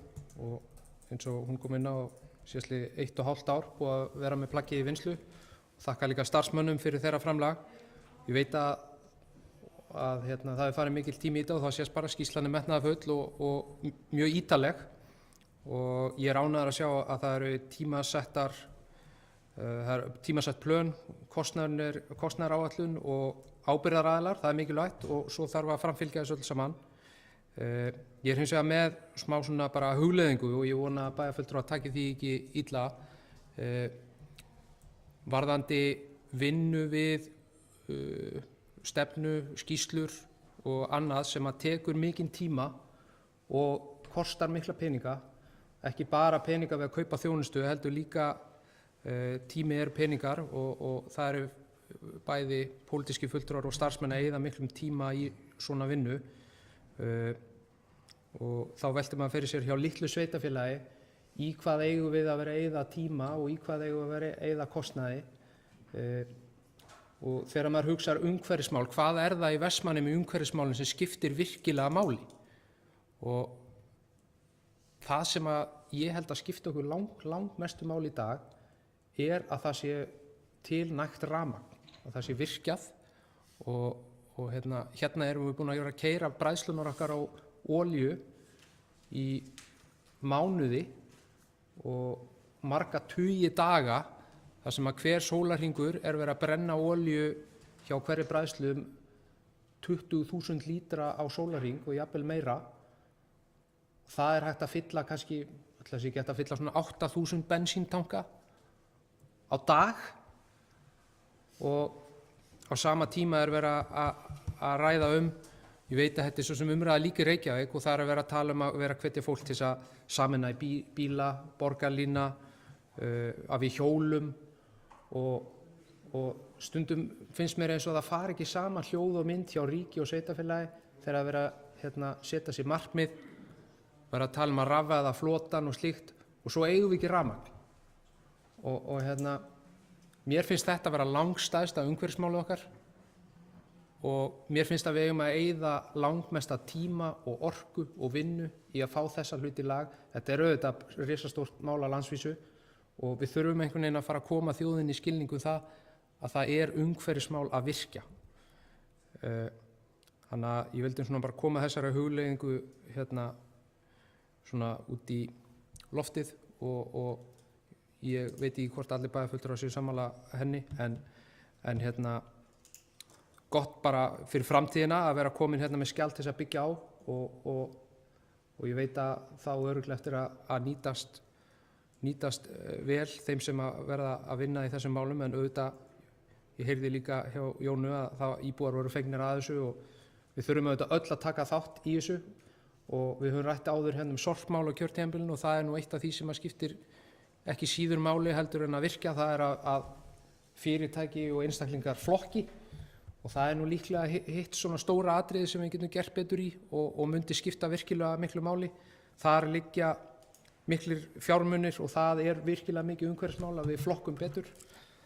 Þannig að það er svona þetta tvennt en við sem lítið sveitarfélag við þurfum sífellt að vera að spyrja okkur í hvað eigum við að vera að eyða tíma og fjármunum.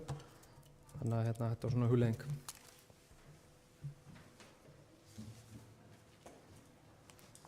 Já, takk fyrir Trausti Hjaltason. Vilja fleiri bæjarfulltrúar að taka til máls? Jarl Ragnarsson.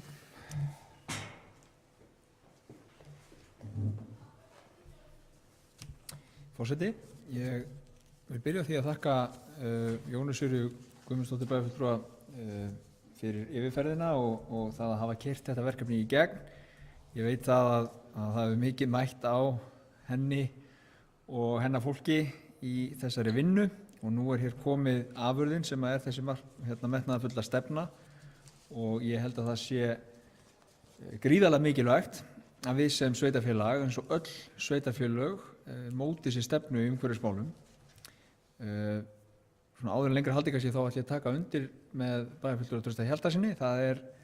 Við erum í landi sem er ríkt af tækifærum til þess að búa til endurvinnulega orkugjafa. Við eigum að nota okkur þau í leið okkar að því að verða umhverfisvænni samfélag. sem þjóð og hjá sveitarfélögunum. Það var mikið gleði efni þegar að nýr Herjólfur kom til Vestmannaeyja sem keyrður á rafmagni.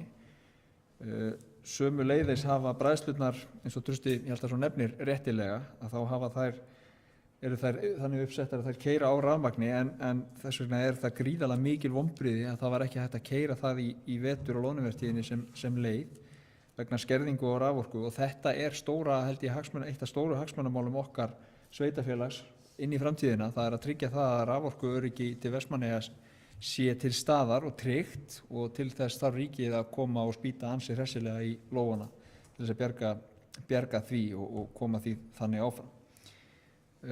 Ég ánægður með þá þáttöku sem var á þeim fundum sem haldnir voru, og ég þakka fyrir að fengi að taka þátt í þeim því að þeir voru mjög skemmtilegir og upplýsandi og fræðandi og vöktu mann svo sannlega til umhugsunar umhverfismálin.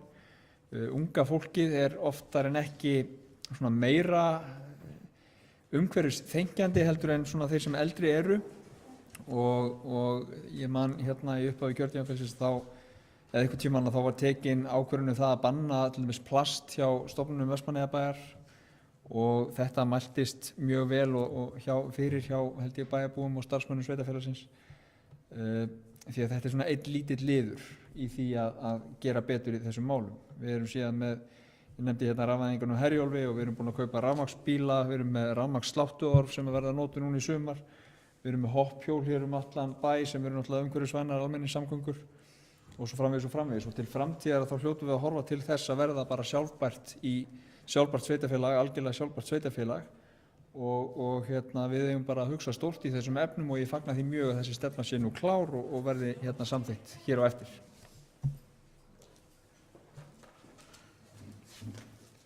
Já, takk fyrir Njáll Ragnarsson. Vilja fleiri taka þessa máls undir þessu lið? Helga Kristín Kolbeins, gjör svo vel.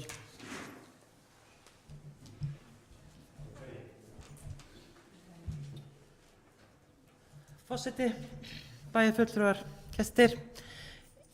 Ég þakka Jónu Sigríði fyrir að kynna þessa stefnu fyrir okkur. Hún mjög metnaðarfull, hún tekur á öllum þáttum í rekstri bæjarins. Mér finnst umhverfisgreiningin sem þarna fyrst einkar áhugaverð, og það verður mjög fróðlegt að sjá eftir til dæmis 5 ár hversu vel við náum að tileinka okkur þessa stefnu. En aðgerðin eða markmiðið að skapa íbúum eyjanna aðstöðu til þess að minnka umhverfisspor sitt finnst mér einkar metnaðarfull og svona bara mjög ánægjuleg að fara þangað. En þetta mikil vinna, mikið utanumhald, og ég held að sé mjög mikilvægt að starfsmennir voru hafðir með, að því nú þurfa þeir að finna leiðir til þess að vinna eftir þessu og skráa þetta. Og þá þurfum við líka að hugsa að til þess að verði ekki allt of mikið skrifræði, að finna lausnir til þess að þeir geti gert það á einfaldan hátt og bara sem hluta af sinni vinnu. Takk.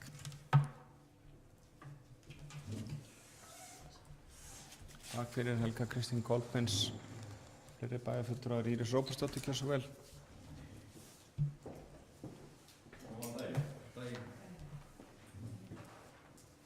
Forseti, bæjarfulltrúar og gestir. Já, ég vil bara gera svo aðrir hér á undan, þakka fyrir yfirferðina hjá formanni umhverfis- og skipulagsráðs hér, og ég rosalega ánægð með þessa stefnu, og það mitt mat að það sé mikilvægt fyrir sveitarfélagi að eiga umhverfis- og auðlindastefnu, alveg sama hversu stórt það er.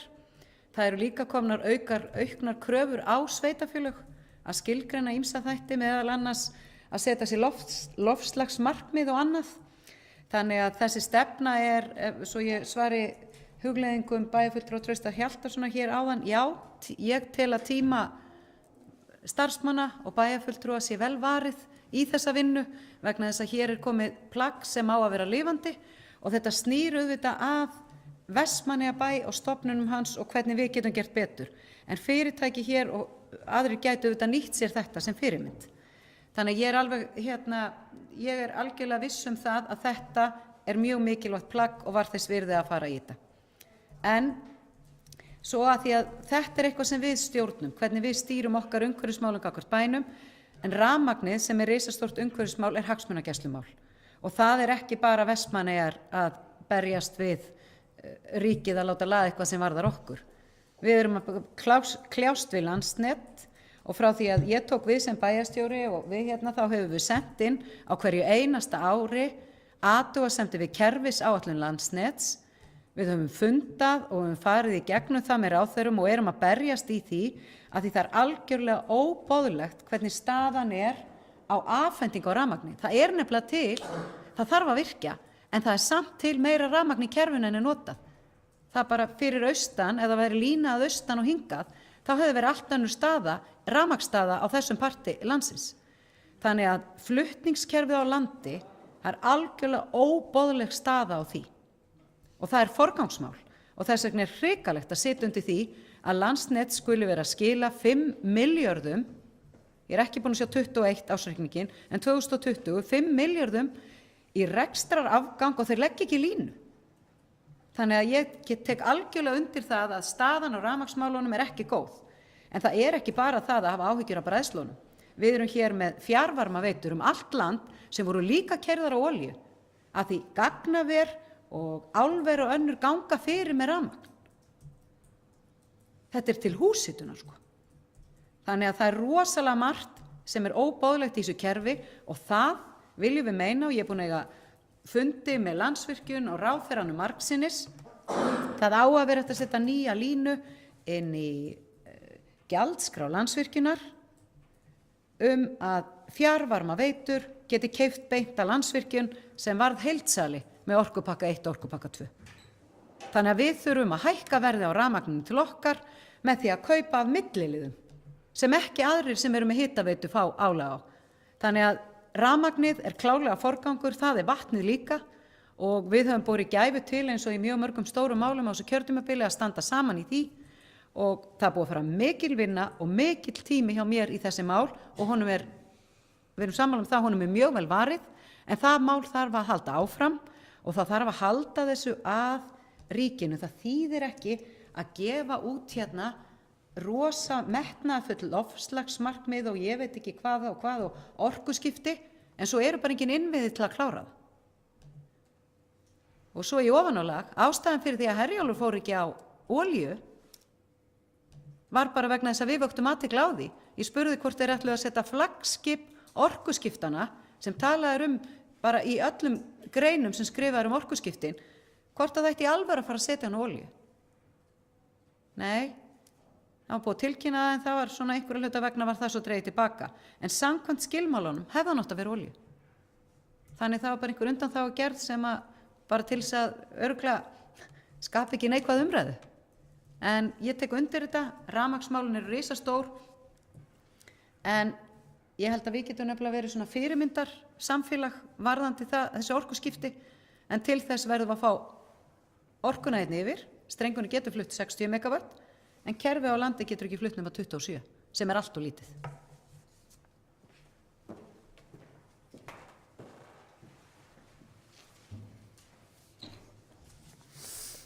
Takk fyrir Íris Sófusdóttir. Orðið er laust og það er Trausti Hjaltason gjör svo vel.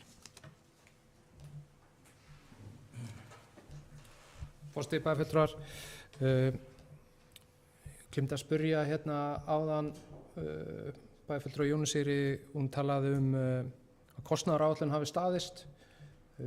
Bara svona til upprifjunar, langar mér að spyrja hver kostnaðaráætlunin var, hver kostnaðurinn við skýrsluna var, stefnuna og það væri gaman að vita það.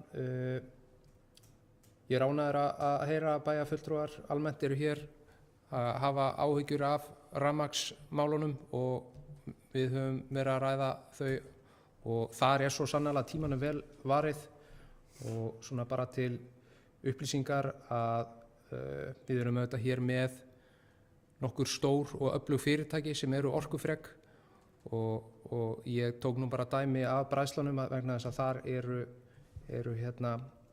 er mikil olíunotkun, gríðarlega mikil olíunotkun og það er bara gaman að bæjarstjóri skuli impra á því að það er líka á fleiri stöðum og þannig að það bara ítrekka það að það er svo sannarlega ástæða til þess að gera eitthvað í þessum málum vegna þess að þetta eru virkilega stór skref í umhverfismálum og þarna eru svona stóri hlutinni sem við getum breytt og ég tek undir það að okkar samfélag getur tekið fórust í þessum málum. Við erum auðvitað hér með sjóvarmadælustöð og orku hérna allstaðar í kring í sjónum og það er vindur og við erum með náttúrulega orku hérna allstaðar í kring, þannig að vissulega eru alls konar spennandi tækifæri í því en hérna það er voðalega gaman að setja saman fallega orð og fallega stefnu og það fer einhvern veginn ekki saman hljóð og mynd, samanber að rafmagnsvæða hafnir landsins og slíkt eins og kemur fram í ríkisstjórnarsáttmálanum. Þannig að hérna, og það er hlutverk okkar bæjarfulltrúa að benda kjörnum fulltrúum á Alþingi og ráðherrum á þetta, vegna þess að þegar við höfum átt samtal við Guðlaug Þór sem er ráðherra þessa málaflokks, nýtekinn við sem ráðherra, þá var heilmargt sem að kom svona í ljós að koma óvart og við höfum verið að fá hér nýja alþingismenn og aðra sem að koma einfaldlega bara af fjöllum í þessum málum. Þannig að það er hlutverk okkar bæjarfulltrúa að halda þessum upplýsingum til haga og benda á þetta og þetta er svona eitt af þessum málum sem að þarf að pönkast í. Það þarf sífellt að vera pönkast og ég veit að bæjarfulltrúar sem hér sitja og munu verið í næstu bæjarstjórn, þeir munu gera það áfram.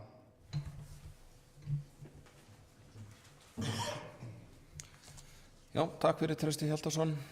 Jónas Sigríður Guðmundsdóttir, ekki svo vel.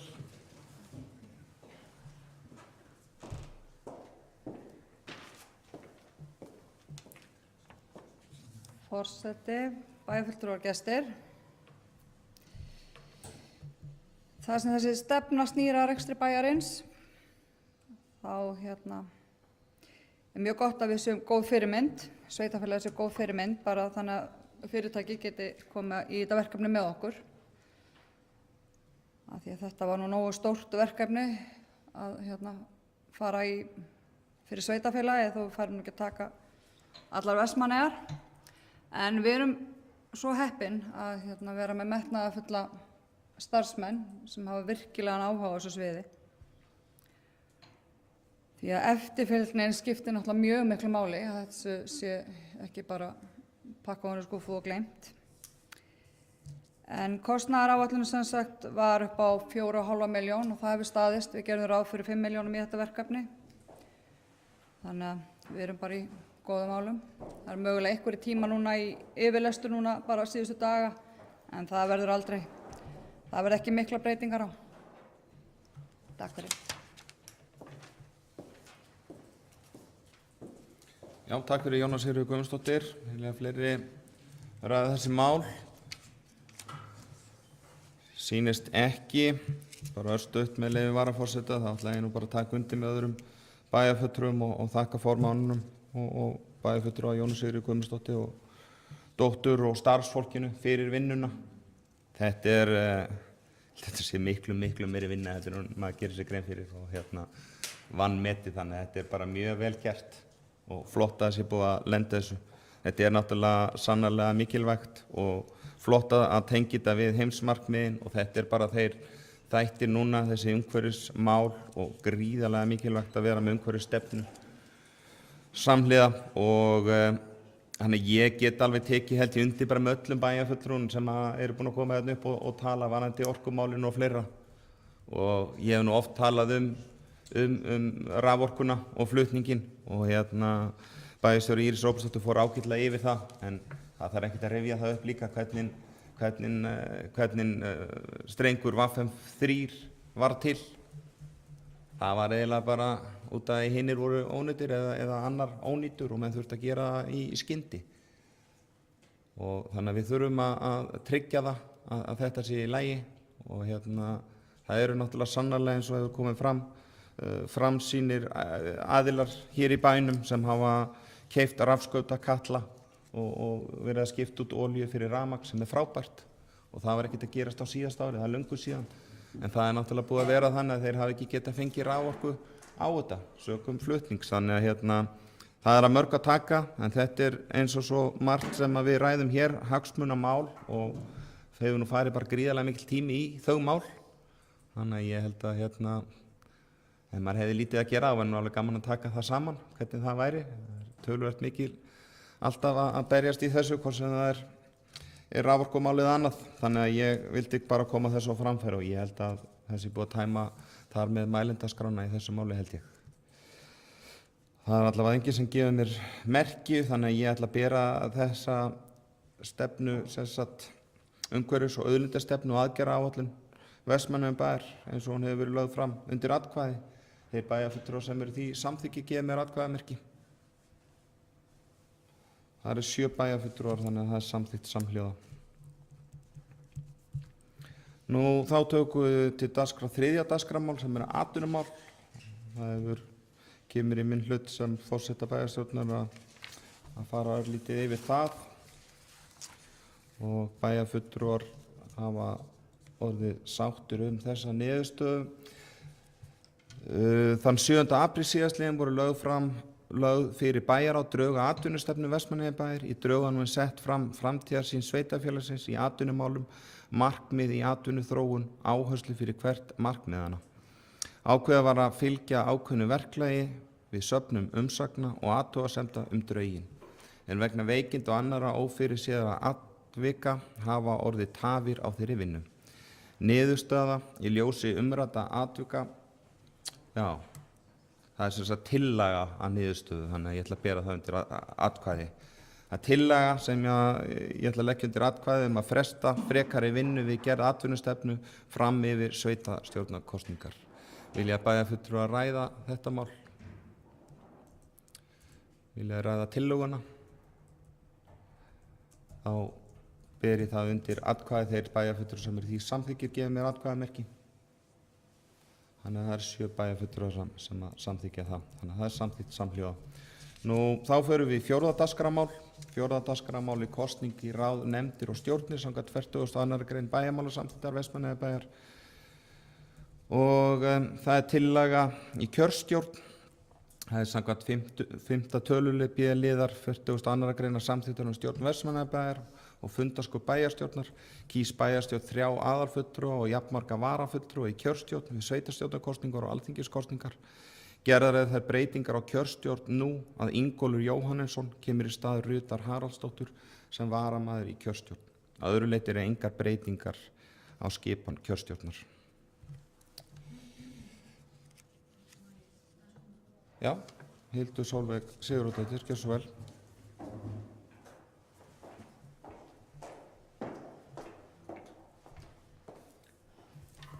Forseti, bæjarfulltrúar og gestir, já, ég vil bara kannski ljósa þess að við erum að ræða kjörstjórnir. Það náttúrulega hefur þessu umræða verið gagnvart skipan á landsvísu varðandi erfiðleika. Maður hefur séð til dæmis eins og á Akranesi hafa þeir lent í miklum erfiðleikum með að manna nefndir og það er náttúrulega í kjördæmi það sem er því miður sorgarsaga varðandi skipulagningu og utanumhald kosninga með þeim lögum sem voru samþykktar þar sem var verið að breyta skilyrðum kjörgengi í nefndir varðandi utanumhald kosninga. Þá hefur það reynst sérstaklega minni sveitarfélögum erfiðar að finna einstaklinga til að taka að sér og sinna þessum störfum.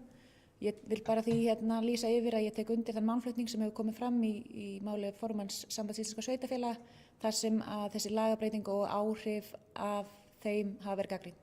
Takk. Takk fyrir Hildur Sólveig Sigurðardóttir. Vilja fleiri bæjarfulltrúar ræða þessa kjörstjórn? Þá greiðum atkvæði hana.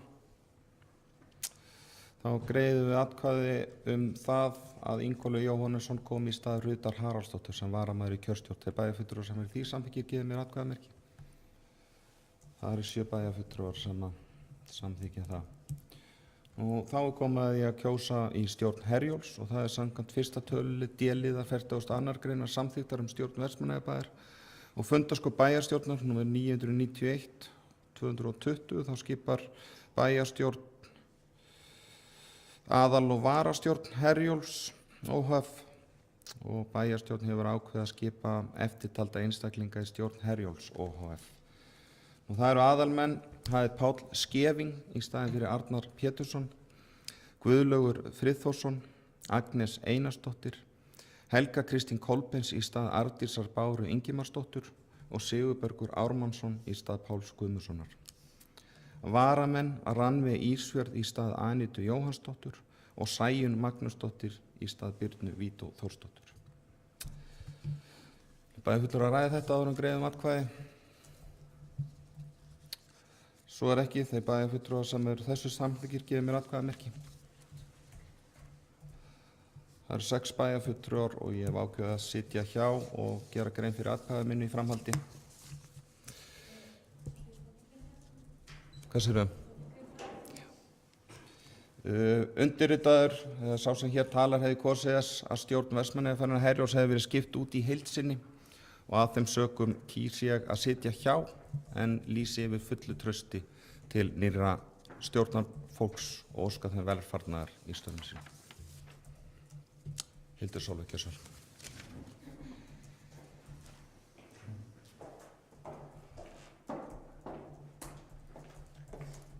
Forseti, bæjarfulltrúar og gestir, ég vil bara nýta tækifærið og fá að þakka sérstaklega fráfarandi stjórnarmeðlum þeirra störf í þágu félagsins og stjórnar á þeim árum sem þeir hafa setið í stjórn og óska leið nýkjörnum stjórnarmeðlum til hamingju og með sitt kjör og óska þeim velfarnaðar í sínu starfi á komandi árum. Vilja fleiri bæjarfulltrúar gera grein fyrir atkvæði sínu? Svo er ekki, þessi liður er afgreiddur og við förum í 5. dagskrárlið sem er umhverfis- og skipulags á Vestmannaeyja, fundur 363. Það eru liðir 1-7 sem liggja fyrir til upplýsinga. 6. dagskrárlið eru fjölskyldu- og tómstundaráð, fundur 277, liðir 1-6 liggja fyrir til upplýsinga. 7. dagskrárlið er framkvæmd á hafnarráð, fundur 274, liður 1 ársreikningur Vestmannaeyja hafnar 2021 liggur fyrir til umræðu í bæjarstjórn. Vilja bæjarfulltrúar ræða ársreikninginn? Það er engin bæjarfulltrúi sem vil ræða þann ársreikning Vestmannaeyja hafnar. Liðir 2-4 liggja fyrir til upplýsinga. 8. dagskrárliður bæjar á Vestmannaeyja, fundur 3173.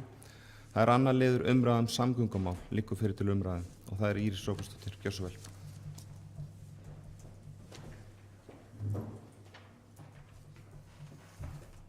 Forseti og bæjarfulltrúar. Mér langaði bara að tæpa aðeins á, ég átti fund með Vegagerðinni í síðustu viku og mér langaði bara aðeins að upplýsa bæjarstjórn þann fund. Það er í fyrsta lagi staðan á útboðinu varðandi viðhaldsdýpkunina sem verður fyrir árið 2022-2025. Auglýsingin mun koma á morgun útboðið og í henni eru að sjálfsögðu auknar kröfur og auðvitað dýpkunargluggarnir sem er komin 2019, þeir eru afmáðir og það er dýpkað yfir allan veturinn. Þannig að það er gríðarleg breyting á því útboðin sem er að fara út núna á miðað við það útboð sem fór út á vordögum 2018. Og tæknilegu kröfurnar sem að lagt er áherslu á, það bara er ekki að líka þeim saman og þetta er eitthvað það sem að ég tel að við getum sætt okkur við en þetta er í anda þess sem við höfum gagnrýnt að það hafi ekki verið í lagi. Úttektin seinni hlutinn á henni fer í útboð núna í maí-júní. Það er að klárast sú vinna og svo varðandi útboðið á ríkisstyrktu flugi, þá er það komið á hreint hjá ráðuneytinu, hjá Vegagerðinni og í gegnum ráðuneytið að það var einn punkturinn í undirbúningsvinnunni fyrir ríkisstyrkt flug var hvort að það mætti styrkja ríkisstyrkt flug á meðan væri verið að styrkja Herjólf og Vestmannaeyja bær og stærðin á samfélaginu uppfyllir þær kröfur. Þannig það má styrkja báðar leiðirnar og þannig við uppfyllum þessar kröfur ríkisstyrkt flug. Vinnan er komin mjög langt. Analytika mun skila skýrslu það útboðið og gögnin og hvað það er að fylgja og inn í því við höfum haldið þeirri kröfu á loft að við viljum 2 ferðir á dag og það er komið frá bæjarstjórn en þeir vinna þetta þannig þeir gera könnun. Maskína er að gera könnun núna meðal bæjarbúa hversu mikla þörf þeir telja að það sé ákveð mörgum ferðum og hvernig fluginu sé háttað og það er hluti inn í greinargerðina sem analytika mun skila og þá þegar það kemur og því á að ljúka núna í maí-júní líka að þá eiga þessi gögn að vera klár og þá á að hægt að vera bjóðið út en þá á auðvitað eftir að ákveða fjármagnið sem fer í þetta og við búum svo vel að innviða ráðherra hefur reynst þessu sveitafélagi alveg afskaplega vel og hann er ráðherra þessa málaflokks. Þannig að það verður bara áhugavert að eiga það samtal við hann, enda hefur hann lýst því yfir að hann telji þörf á ríkisstyrktu flugi hérna til Eyja, en auðvitað er ekki búið að ákveða hvorki í fjárlögum né fjármálaáætlun fjárhæð inn í þetta, en útboð að klárast og gögnin og þá þarf að bjóða þetta út og svo þarf að ákveða fjármagnið. Og það hefur komið til umræðu til þess að nýta fjármagnið sem best, hvort að ríkisstyrkurinn yrði þá bara settur á 9 mánuði á veturinn ef að það verður eitthvað vesen með peningana bakvið, en það er okkar eða þeirra sem verða hér í bæjarstjórn að fylgja því eftir, en útboð að klárast, forsendurnar eru nánast komnar á borðið, þannig að gögnin geta farið af stað og þetta þarf að bjóðast út á Evrópska efnahagssvæðinu. Einnig fórum við yfir það hversu mikilvægt það væri að Vegagerðin kæmi með okkur í það að breyta skipulagi hér á Básaskilsbryggju, Herjólfsbryggjunni í daglegu tali. Núna þegar við erum komin út úr þessum COVID-umræðum, við tókum þetta upp við Vegagerðina meðan við erum að klára samninginn, gera breytingar á honum, en það var ákveðið, það var að fara töluvert meiri peningar inn og orkan fór í það að laga þá hluti og Vegagerðin er tilbúin í þetta samtal, vill að Vestmannaeyjabær hafi frumkvæði af því hvaða hugmyndir við höfum hvað við ætlum að gera. Okkur við berum ábyrgð á bryggjusvæðinu sjálfu í rauninni hérna, en til dæmis þjónustuhúsið sem stendur á miðju bryggjunni og eyðileggur svolítið plássið og er allt of lítið, Vegagerðin á það og það þarf samstarf þar á milli til þess að koma því áfram. Og svo auðvitað hamra ég á því að það er mikilvægt að Vegagerðin sem að loksins er aftur að fá töluvert rannsóknarfé, að hún nýti sér það og sæki meira til þess að hægt sé að ljúka rannsóknum og fýsileika könnun á göngum hérna til Eyja sem ráðherra hefur margsagt að hann vilji gera. Þannig ég vildi bara upplýsa bæjarstjórn þetta. Takk fyrir. Takk fyrir Íris Róbertsdóttir. Vilja fleiri ræða samgöngumál? Trausti Hjaltason, gjörðu svo vel.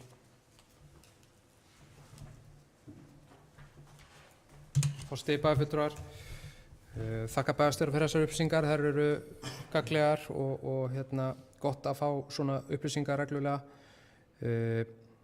Þetta er auðvitað það mál sem er og verður væntanlega mest rætt hér í bæjarstjórn og hér þarf að halda áfram að pönkast.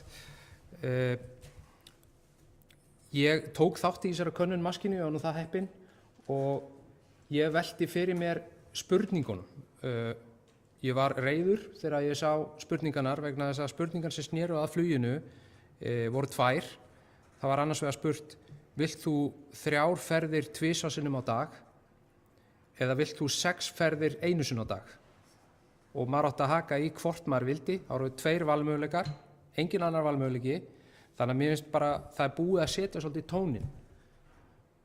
Það eins og ég les út úr könnunni er þá verið að tala annað hvort og hvers vegna var ekki spurt vilja menn 2 ferðir 7 sinnum á dag sem er það sem við viljum.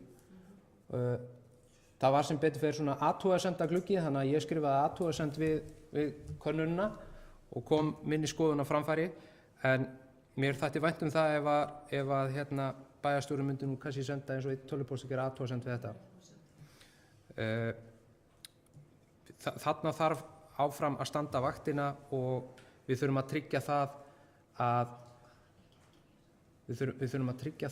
að það verði möguleiki fyrir þann sem mun fljúga að fljúga 2 sinnum á dag og það verði alls ekki þannig að það verði ríkisstyrkur sem verður bundinn við eitthvað lágmarksflug og það megi ekki fljúga meira eða eitthvað slíkt. Við verðum að koma í veg fyrir allt slíkt og það þarf að vakta þetta og þetta er okkur afar mikilvægt. Ég er með eina spurningu til bæjarstjóra, hvort að hún viti hvort það sé komin einhver nákvæm dagsetning á útboðinu og ef það verður útboð, hvenær má það búast við að þetta fari í gagnið, vegna þess að það er okkur mjög mikilvægt að þetta komist á sem allra fyrst og í síðasta lagi þá fyrir næsta vetur, þannig að þessu útboði þetta útboð þyrfti auðvitað að fara í gang sem fyrst. Ég veit að það er búið að tala í haust. Þannig að við þurfum bara áfram að pressa og bara brýna bæði bæjarstjóra og bæjarfulltrúa í að halda öllum okkar vopnum á lofti þarna.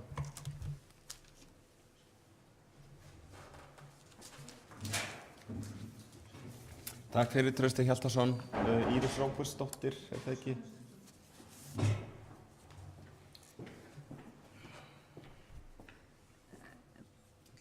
Forseti, bæjarfulltrúi, ég ætla bara örsnögt svara þessu tveimur. Ég var ekki búin að sjá spurningarnar. Ég fekk upplýsingar að það væri mat bæjarbúa að meta þjónustuna. Væntanlega eru þeir að kofra sig þar með athugasemdaglugganum, en mér finnst þetta bara góð ábending og ég mun klárlega senda tölvupóst. Í öðru lagi að þá er ég 4 sinnum búin að útskýra munin á ríkisstyrktu flugi á COVID-fluginu þegar með að fljúga eins mikið og þeir vilja. Ríkisstyrkurinn er bara alveg eins og alltaf var. Ríkisstyrkurinn borgar bara ákveðna ferðir sem er grundvöllin fyrir því að hægt sé að bjóða upp á full áætlun. Ríkið borgar í rauninni aldrei 14 ferðir. Það er hvergi þannig. En við viljum að það sé inn í því þegar það verður boðið út flugið að þú sinnir 14 ferðum. Að þú stækkir áætlunina.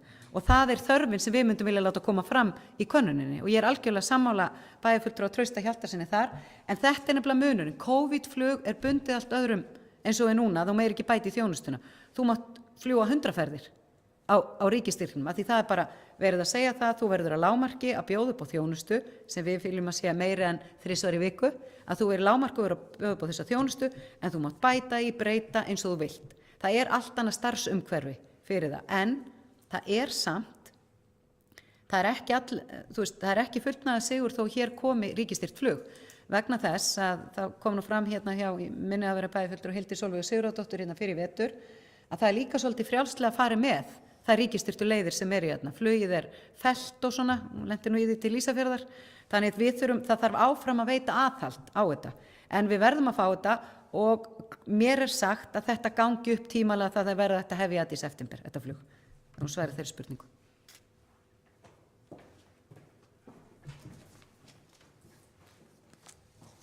Takk fyrir Íris Róbertsdóttir. Njáll Ragnarsson, gjörðu svo vel.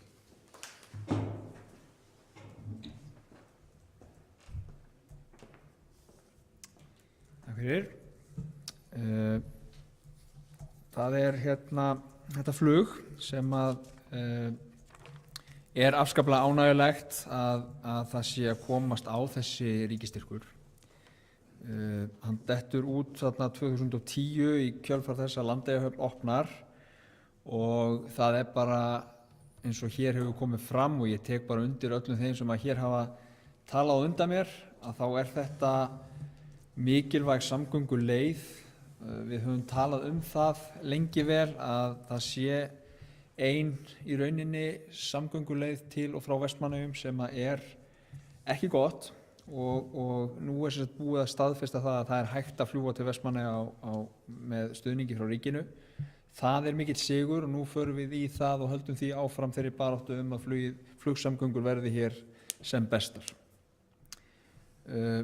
Í þessari COVID-aðgerð að þá náttúrulega kemur inn þetta lágmarksflug og ég held að sé full ástæða til þess að nota þetta tækifæri og þakka innviðaráðherra eins og hann heitir í dag fyrir eitt og annað sem að hann hefur svona aðstoðað okkur í og verið að ég tel bara nokkuð skilningsríkur og mjög skilningsríkur á það sem við höfum verið að berjast fyrir hér með til dæmis þessari COVID-aðgerð og náttúrulega nýjum Herjólfssamningi og ýmislegt sem því við kemur. Dýpkunartímabilin sem að fóru út, sem að voru náttúrulega galin og duttu síðan út hérna fyrir einhverjum árum. Þannig að þetta mjakast smátt og smátt í átt að betri samgöngum við Vestmannaeyja og vonandi verður farið að hefja hér flug bara sem allra fyrst. En ég tek líka undir það sem kom fram í máli bæjarfulltrúa Trausta Hjaltasonar hér áðan að ef að þessi könnun er eitthvað sem er á að nota til þess að grundvalla ákvarða flugið og tíðni flugferða til Vestmannaeyja að þá þurfum við að vekja máls á því að það sem við förum fram á ekki í tengslu við það, ekki í takt við það sem kom fram í þessari könnun, og ég hef enga trú á öðru en að bæjarstjóri Íris Róbertsdóttir fari í það að halda þeirri baráttu áfram eins og hefur svo sem verið hingað til.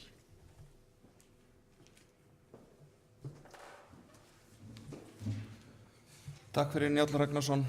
Orðið laust. Áfram Hildur Sólveig Sigurðardóttir, gjörðu svo vel.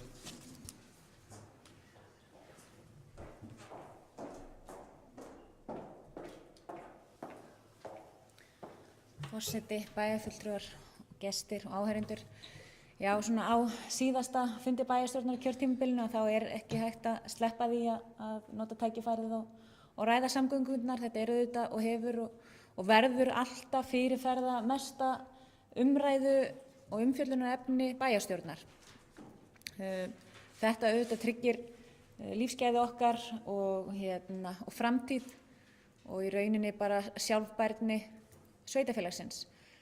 Það mikilvægt að það sé haldið vel á hagsmunagæslunni hvað þetta varðar og ánægjulegt að heyra að það sé jákvæðni í innviðaráðherra gagnvart áframhaldandi fýsileika skoðun á jarðgangagerð og mikilvægt líkt og hefur komið fram hér í pontu bæjarstjórnar að haldið sé vel á hagsmunagæslunni varðandi það, þrýsta því áfram og tryggja einmitt að fjármagn sé veitt í þessa aðgerð.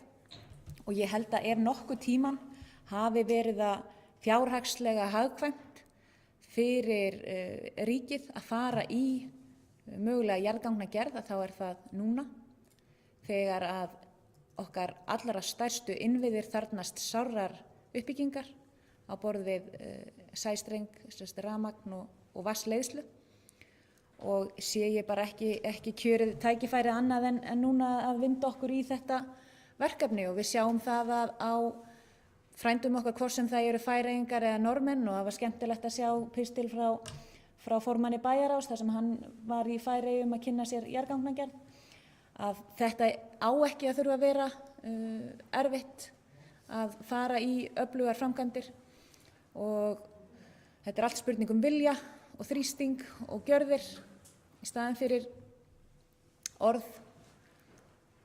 En ég trúi því að ný bæjarstjórn sem tekur hér við keflinu muni halda áfram þessari hagsmunagæslu og vonandi verður þetta veruleiki sem við sjáum fyrr en seinna af því að við munum alltaf verða í gríðarlegum erfiðleikum með samgöngur þar til að við náum fram vegtengingu við fastalandið. Þannig að ég held að það sé bara spennandi tímar framundan. Það mikilvægt að við fáum flugið í gang. Það hefur verið skert við okkur grunnþjónustu á borð við heilbrigðisþjónustu og sjúkraflugvélin hefur verið flutt frá okkur enn lengra í burtu en úr Reykjavík. Þannig að það er mikilvægt fyrir okkur að við höfum valkost á því að koma fólkinu sem á erfitt með ferðalög auðveldlega og hratt á milli höfuðborgarinnar og sveitarfélagsins.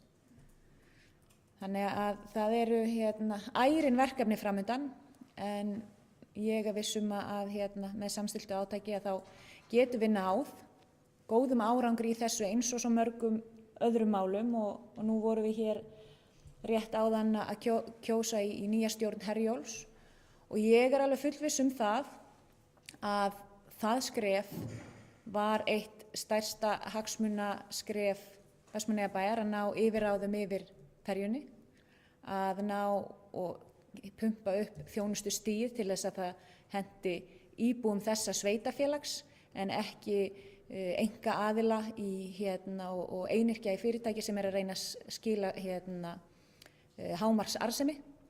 Þannig að við viljum auðvitað fá að sá arður og sá ávinningur sem af rekstrinum skili sér beint til samfélagsins og að við höfum þennan sveigjanleika, aukna upplýsingagjöf og milliliðalaust samskipti við þann aðila sem að reka þessa leið.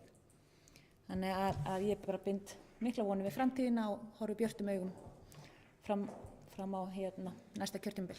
Takk fyrir. Takk fyrir Hildur Sólveig Sigurðardóttir. Fleiri bæjarfulltrúar að taka til máls undir þessum lið. Svo er ekki örstutt með leyfi varaforseta þá ætla ég að segja nokkur orð og taka undir það sem hefur verið sagt hér varðandi flugið. Ég hef sagt þetta nokkrum sinnum og þreytist seint á því og þess vegna fagna ég því að þetta sé komið í ríkisstyrkt flug. Vegna þess að við höfum rætt þetta áður þegar flugið var fellt niður hérna 2010 og þá var það alveg algjör afleikur. En það var náttúrulega pressað og öllu lofu fögru varðandi Landeyjahöfn og ég held að það hefði verið farsælt að ekki það að það lítið mál að vera vitur eftir á að tryggja þetta við ferðatíðni. Þannig að sé þá kannski búið að sigla í það minnsta hátt í 100% í Landeyjahöfn þegar áður en flugið tekið niður. En þetta er frábært og við höfum rætt þetta margoft varðandi flugið. Þetta er mikilvægt fyrir fullt af fólki sem þarf að sækja sér læknisþjónustu og annað upp á landið og yfir vetrartímann fólk sem treystir sér ekki til þess að keyra til Reykjavíkur og það var samgöngur kannski strætisvagnar og fleira hafa nú kannski ekki verið það ört og fyrir utan að það er rándýrt ofan á það kostar hátt í 5.000 krónur að taka strætó frá Landeyjahöfn til Reykjavíkur og það finnst mér bara vera í það minnsta helmingi og mikið ef þetta á að vera valkostu fyrir fólk. Þannig að þetta flug er gríðarlega mikilvægt og ég vil bara enn og aftur ég þakka bæjarstjóra fyrir þá vinnu sem hún hefur farið í og jafnframt innviðaráðherra Sigurði Inga Jóhannsyni.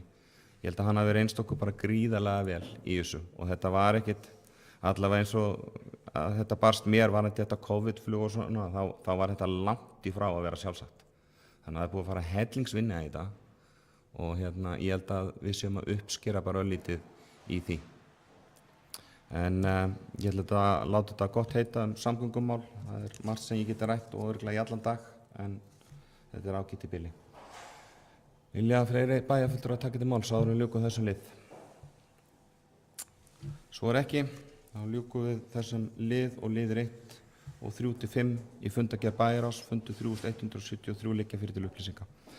9. dagskrárliður, umhverfis- og skipulagsráð Vestmannaeyja, fundur 364.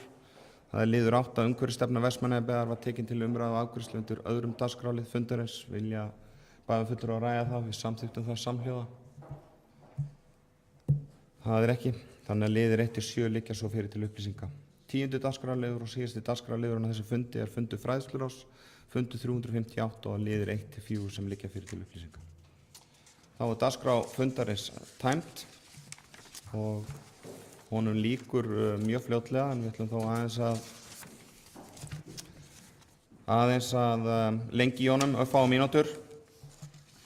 Þetta er síðasti bæjarstjórnarfundurinn á þessu kjörtímabili og í það minnsta sem er planaður. Það er engin annar fundur ákveðinn þar sem það eru kosningar fljótlega og kemur í hönd nýrra bæjarfulltrúa að vinna úr því. En við erum 3 bæjarfulltrúar allavega sem erum að kveðja og það er fyrst nefna Trausta Hjaltason. Og Trausti hefur setið 89 fundi í bæjarráði, formaður í fjölskyldu- og tómstundaráði, formaður í fræðsluráði og kjörtímabilið 2014 til 2018 og svo varamaður 2010 til 2014. Þannig að maður segja að Trausti Hjaltason sé svona reynslubolti í þessu, enda ef ég man rétt þá kom það í hans hlut að boða til fyrsta fundar á þessu kjörtímabili. Og svona fyrir mitt leyti þá hefur mér fundist bara mjög gaman að vinna með Trausta og ég kom nú í huga mér á fundinum hvort við ættum hreinlega bara að fara saman í framboð og við erum farin að vera svo sammála í öllu. En við kannski förum og hittust bara og drekkum kaffi saman og ræðum bæjarmálin, það er kannski þægilegri vettvangur. En Trausti hefur verið svona einn af þeim sem hefur hvatt mig til ráða og dáða að sleppa að lesa upp úr fundagerðum.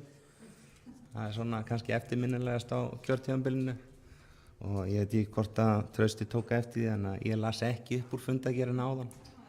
Þannig að ég veit ekki hvort að það sé, hvort ég fái like á það eða last, það verður að koma í ljós. Þetta er hvort er minn síðasti fundur, þannig að það verður þá að vera þannig.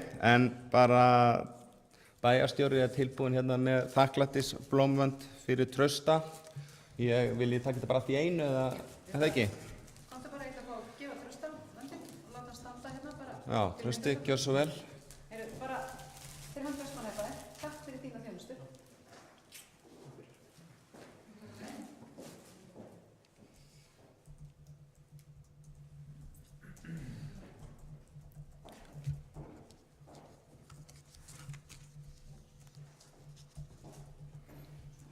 Þetta er ákaflega skemmtilegt og vel til fundið að veita þennan þakklætisvott, þannig að ég þakka þeim sem höfðu aðkoma að því, en við erum fleiri, það er Helga Kristín Kolbens líka sem er að kveðja þetta. Við Helga deilum því saman að hafa tekið sæti sem bæjarfulltrúar á þessu kjörtímabili og erum væntanlega reynslunni ríkari líka.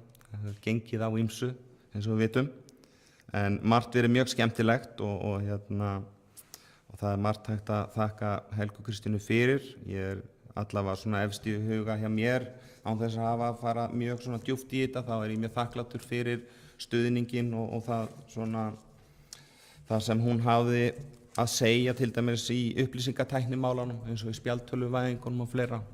Og Helga má eiga það allavega skuldlaust allavega hjá mér að hafa hvatt okkur áfram að hvatt okkur til þess að frekar að bæta í heldur en að deila þessu ár og mér finnst það virðingarvert og þannig að það er gríðarlega mikilvægt og eins og ég kom inn á þetta áðan að nú er loksins búið að koma þessum spjaldtölvum og tölvubúna í grunnskólanum í sko, það er eiginlega bara himinn og haf þarna á milli. Þetta bara, við vorum raunin bara mjög aftarlega, þannig að þetta er mjög virðingarvert og ég held að þetta sé, þú eigir stóran hlut í því að við höfum klárað þetta farsarlega. Þannig en það er eflaust hægt að tína margt til fleira. Ég óska Helgu Kristínu velfarnaðar í nýjum störfum síðan, þannig að það verður gaman að fylgjast með þér líka. En ég held að ég láti þetta svona duga að sinni bara og takk fyrir samvinnuna og samstarfið. Þannig að ég held að Nei, ég er örugglega búinn að tala svo mikið að ég er örugglega búinn að steingleyma því sem ég ætlaði að segja.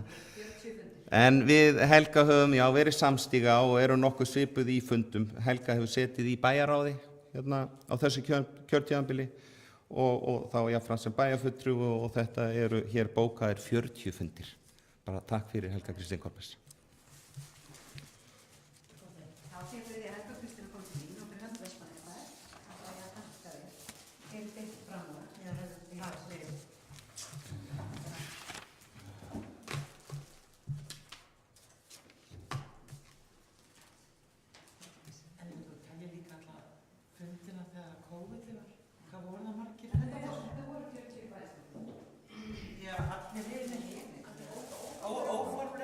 Ég eigum þá að hafa skipti Íris Róbertsdóttir.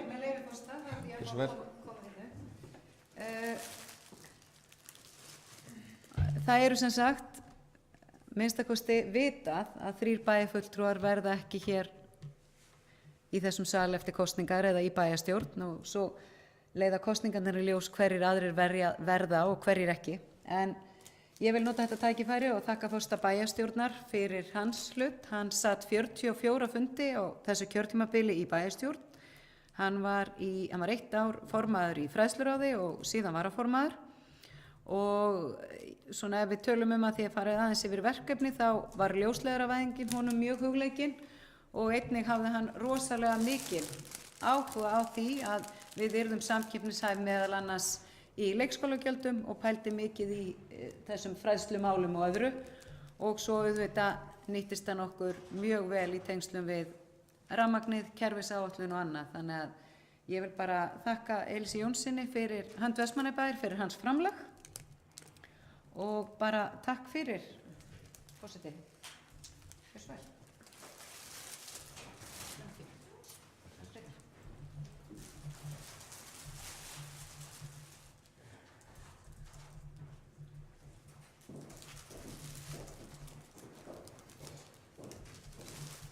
Já, bara takk aftur kærlega fyrir. Þá förum við að ljúka já, ég held að það sé í góðu lagi.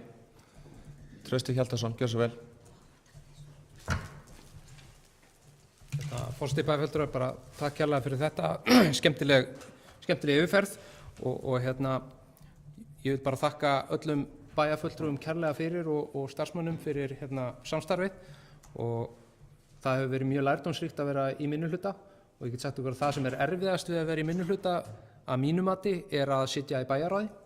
Þá er maður svolítið einn á móti öllum og það er það sem mér fannst vera erfiðast og mér fannst mjög skemmtilegt á bæjarstjórnarfundum og mér hefur fundist þeir vera málefnalegir og þegar við höfum tekist á þá hefur okkur nú borið gæfa til þess að svona sýna því skilning fyrir utan pólitíska sviði sem að ég held að sé kostur og en sá starfsmaður sem við nú kannski þurft að þola okkur mest er hann Angadýr sem situr hérna og ég vil nú líka þakka honum sérstaklega fyrir og hann hefur svona verið stundum milli steins og sleggju í þessu öllu saman og það hefur verið gaman að vinna með Anga og hann er mjög klókur í því sem hann er að gera og hefur oft komið svona og leyst málin þegar við höfum verið að karpa og en bara takk kærlega fyrir og takk fyrir blómin og falleg orð.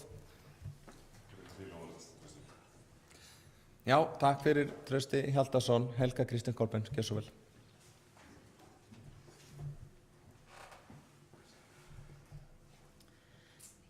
Ég vil bara þakka fyrir blómin og fallar kveðjur.